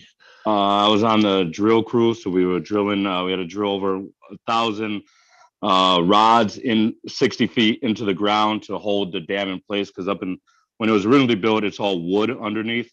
And over 100 years later, maybe the wood started to give, so we replacing it with metal rods. Oh, very interesting. Well, Ryan, you've heard how this goes. So if you could start off in terms of explaining how you ended up with your felony conviction, what's happened since then, and why you think you've earned a chance to receive a pardon. So please proceed. Awesome. So yeah, I'm Ryan. I have to go back before my pardon, because if you see that, my conviction is for possession of a firearm by a felon, but you probably don't see any other felonies on there. Because I was convicted when I was 16. I spent most of my teenage years in boys' homes and group homes all throughout Milwaukee. And when I was in the Carmelite boys' home, I punched another kid, and he had to get 7 stitches in his face. So I was convicted of substantial battery with a lifelong firearm restriction with that. Eventually I turned 18, I aged out of foster care, back to the streets, and I got into some stuff and ended up, shooting a gun at a house. And that's where then I was convicted of possession of a firearm by a felon. I pled guilty to that. I didn't even try to plead out. And I was sentenced to a year in prison, followed with 3 years of papers. I knocked that out, took care of that, and just started my life as far as trying to make it better. One thing that always worked for me was employment. And then just adding the responsibilities of getting a house, getting all that stuff. And in 2006, I moved to the Madison area. There was a truck driving school out in Sun Prairie, and I had the opportunity to go there. I had moved in with my girlfriend. She went to UW-Madison, and I moved in her, completed the truck driving school. Then we decided to stay in Madison. Then, we got married, bought a house. I joined the laborers union. Now two of us have 4 kids. We have an 8-year-old, 3 boys, 8, 6, and 4. And we just had a little girl 2 months ago. And I'm still in the laborers union. I'm actually in a job trailer. I brought a nice shirt for work. I'm actually in coveralls and I have a dirty shirt that I'm supposed to be wearing and hiding in the job trailer to do this. That's where I'm at. Some of the things I've done over the last couple of years, I've been a big brother for Dane County for 2 kids. I volunteer at my kids' bike track. They both race BMX. They're actually the current Wisconsin state champions. Both of them won the championship for their age group. I spent a lot of time with, there's a couple of laborers that I'm working with now, 2 kids. They're both about 20 years old. I enjoy talking with them and trying to gear them into the right direction or staying in the right direction, because obviously they're a little bit ahead of me. At the time they're 20 and working, I was 20 in prison. What else is good? What is the parting going to do for me? I heard a lot of people talk about jobs and stuff. I don't know. It's never stopped me from doing anything I wanted to do, really. You just got to put your head down and get to work. And that's what I do. Yeah, but what else? But the things I would do if I did get a pardon, I would like to run for office inside my laborers union. And I can't do that with a felony. So there's one thing that's out there. We no longer live in the city. We live in Columbia County on a back road. I have a couple of mentors in my life that hunt. I would like to learn how to get into that and teach proper gun safety to my boys, or I have a girl now too, so to my children, and would like to be hands-on with them. And instead of just sending them to go do something that I can't participate in. What else is, just this past summer, I also applied to have that juvenile felony removed, because if I get my adult felony removed, I still have my juvenile felony. Well, I applied for my juvenile felony to have that expunged, and I had a hearing just like this, a board in front of a board, and the judge in that case was actually on the DA her team was the team that prosecuted me on my gun charge. And she told me I was the first one that she's ever done that for. And she removed that from my juvenile record. That's the battery charge. So right now I solely have the adult felony for the possession of a firearm by a felon. What else? Yeah, let's do some questions. So Ryan, can you talk a little bit about the shooting incident? Because you shot, the report says about 7 or 8 shots were fired at a house. It's true. It's true. That's what went down. Why? Why did you guys shoot at the house? It was a disagreement between somebody else. The guy had just recently pistol whipped my friend. We were young and just had no future. No future plans. Everything was day to day, and that's how we lived. That's how I lived. Years later, it's just so what's the word of the day? Cringeworthy. Of just thinking when I look at the news and I hear about the cases, and I think about the amount of people that say, "Oh, Ryan, you got your stuff together. You do this and this," and the only difference between me and somebody who did the same, just ignorant action of shooting at a house that people are in it, is that my bullet went one way, their bullet, there are people that are never going to get out of prison. There are children that never get to grow up. There are people that can't be fathers, parents, mothers, that are lost to such ignorance. It becomes more and more embarrassing every day as I get older. I'm 40 now, and I see the news, and it's just like, man, these kids just out here wilding, shooting up houses and shooting up people. And as much as I condone it, I think, man, I was that kid. I did that ignorant stuff. And now I look at all I can do now is, I didn't have a dad in my home, and I didn't know what that really meant. I miss my dad as much as I missed a sister I didn't have. I didn't realize what dads do. But now that as a dad, as a full-time hands-on in, I know the difference, and I know how to guide my children into being productive members of society. I often say that this dadding thing I take 100%. I could rant all day about this, but I often say, like, when you see these teenage kids doing something, like if you see my teenage kids doing something, I want you to look at me first. It's my responsibility to put them out there. I'm putting that product out there. I raise them. It doesn't start when they're 15 because they can't mow the lawn. They need to clean up the yard at 5 when dad mows the lawn. There's process. They need to put the gas in the lawnmower. It starts then instead of getting to where we're at now. And that is what I'm all about. Just what's up? How long were you in the foster system, Ryan? 13 through 18. 13. Okay. I first went to detention at 13. I went to, let me think, I was in New Horizon Boys Home. I was in Carmelite Boys Home. There was this one trapped out one on like 15th and Atkinson. I was there for a while. I was in CATC twice. I was in St. Charles, the one where on Plank Road. I was there for a while. Eventually, like I said, I turned 8. I was in a foster home up until the day I turned 18. And when you turn 18, guess what? You don't got no place to live. That was it. So just back to me. Okay, thanks. Jeff? So good afternoon, sir. You talked a I'm lot sorry. in your- I'm sorry, Jeff. I just want to see your face. I got to move you over. There you are. Okay. It's all right. So you talked a lot in your last comments, very appropriately, about, raising kids and teaching them responsibility and honesty and all of that.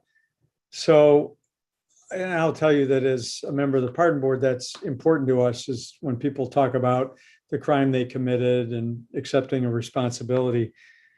So I do have one part of your story, at least in the criminal court documents, that kind of jumps out at me, and that's where you got this gun from. So can you speak to that? Where did you get the gun that you were shooting the house with? I think in the criminal report, I probably gave some BS answer about I found it. I went to another friend and got it. Thank you. I was, as a judge in Milwaukee, we used to, joke's not quite the right word, but if I had a nickel for every time somebody in front of me said they found a gun under a bush in Milwaukee or on a porch, we wondered where all these gun bushes and gun trees were in Milwaukee because we never saw them. But so I appreciate the fact that you took responsibility for that right away. The other thing I want to say is, and it's a comment, as I read the documents, I never presided in juvenile court. I think that what the judge did was remove the restriction, the juvenile court restriction on you for possessing a firearm, which is different than expunging your juvenile adjudication. Yes. Okay, so just so if, for example, you were to get this pardon from the governor, then there would be no legal impediment to you having a firearm. Correct. However, the juvenile adjudication would still be on your record. You understand that? Yes, but Okay. yes, I understand that. And yeah, I understand that.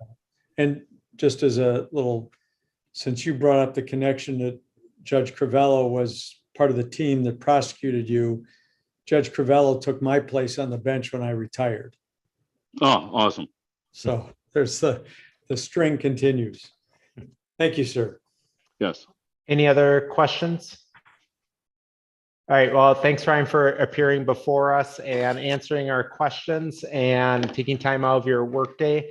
You'll hear from us in the not too distant future, but I appreciate your candor today and hope you have a good weekend. Awesome. I appreciate you guys. Thank you. Got to get back to work. Take care. All right, and with that, we are through our applicants for today. Now it's time to go in closed session for the reasons listed on the open meeting notice under WSStat sections 19.51 A, D, and F for purposes of deliberations concerning case before the board and considering specific applications, financial, medical, social, personal histories of specific persons. Is there a first? So moved. Noble's first. Jeff, I take it that's a second. And anybody opposed? Hearing none.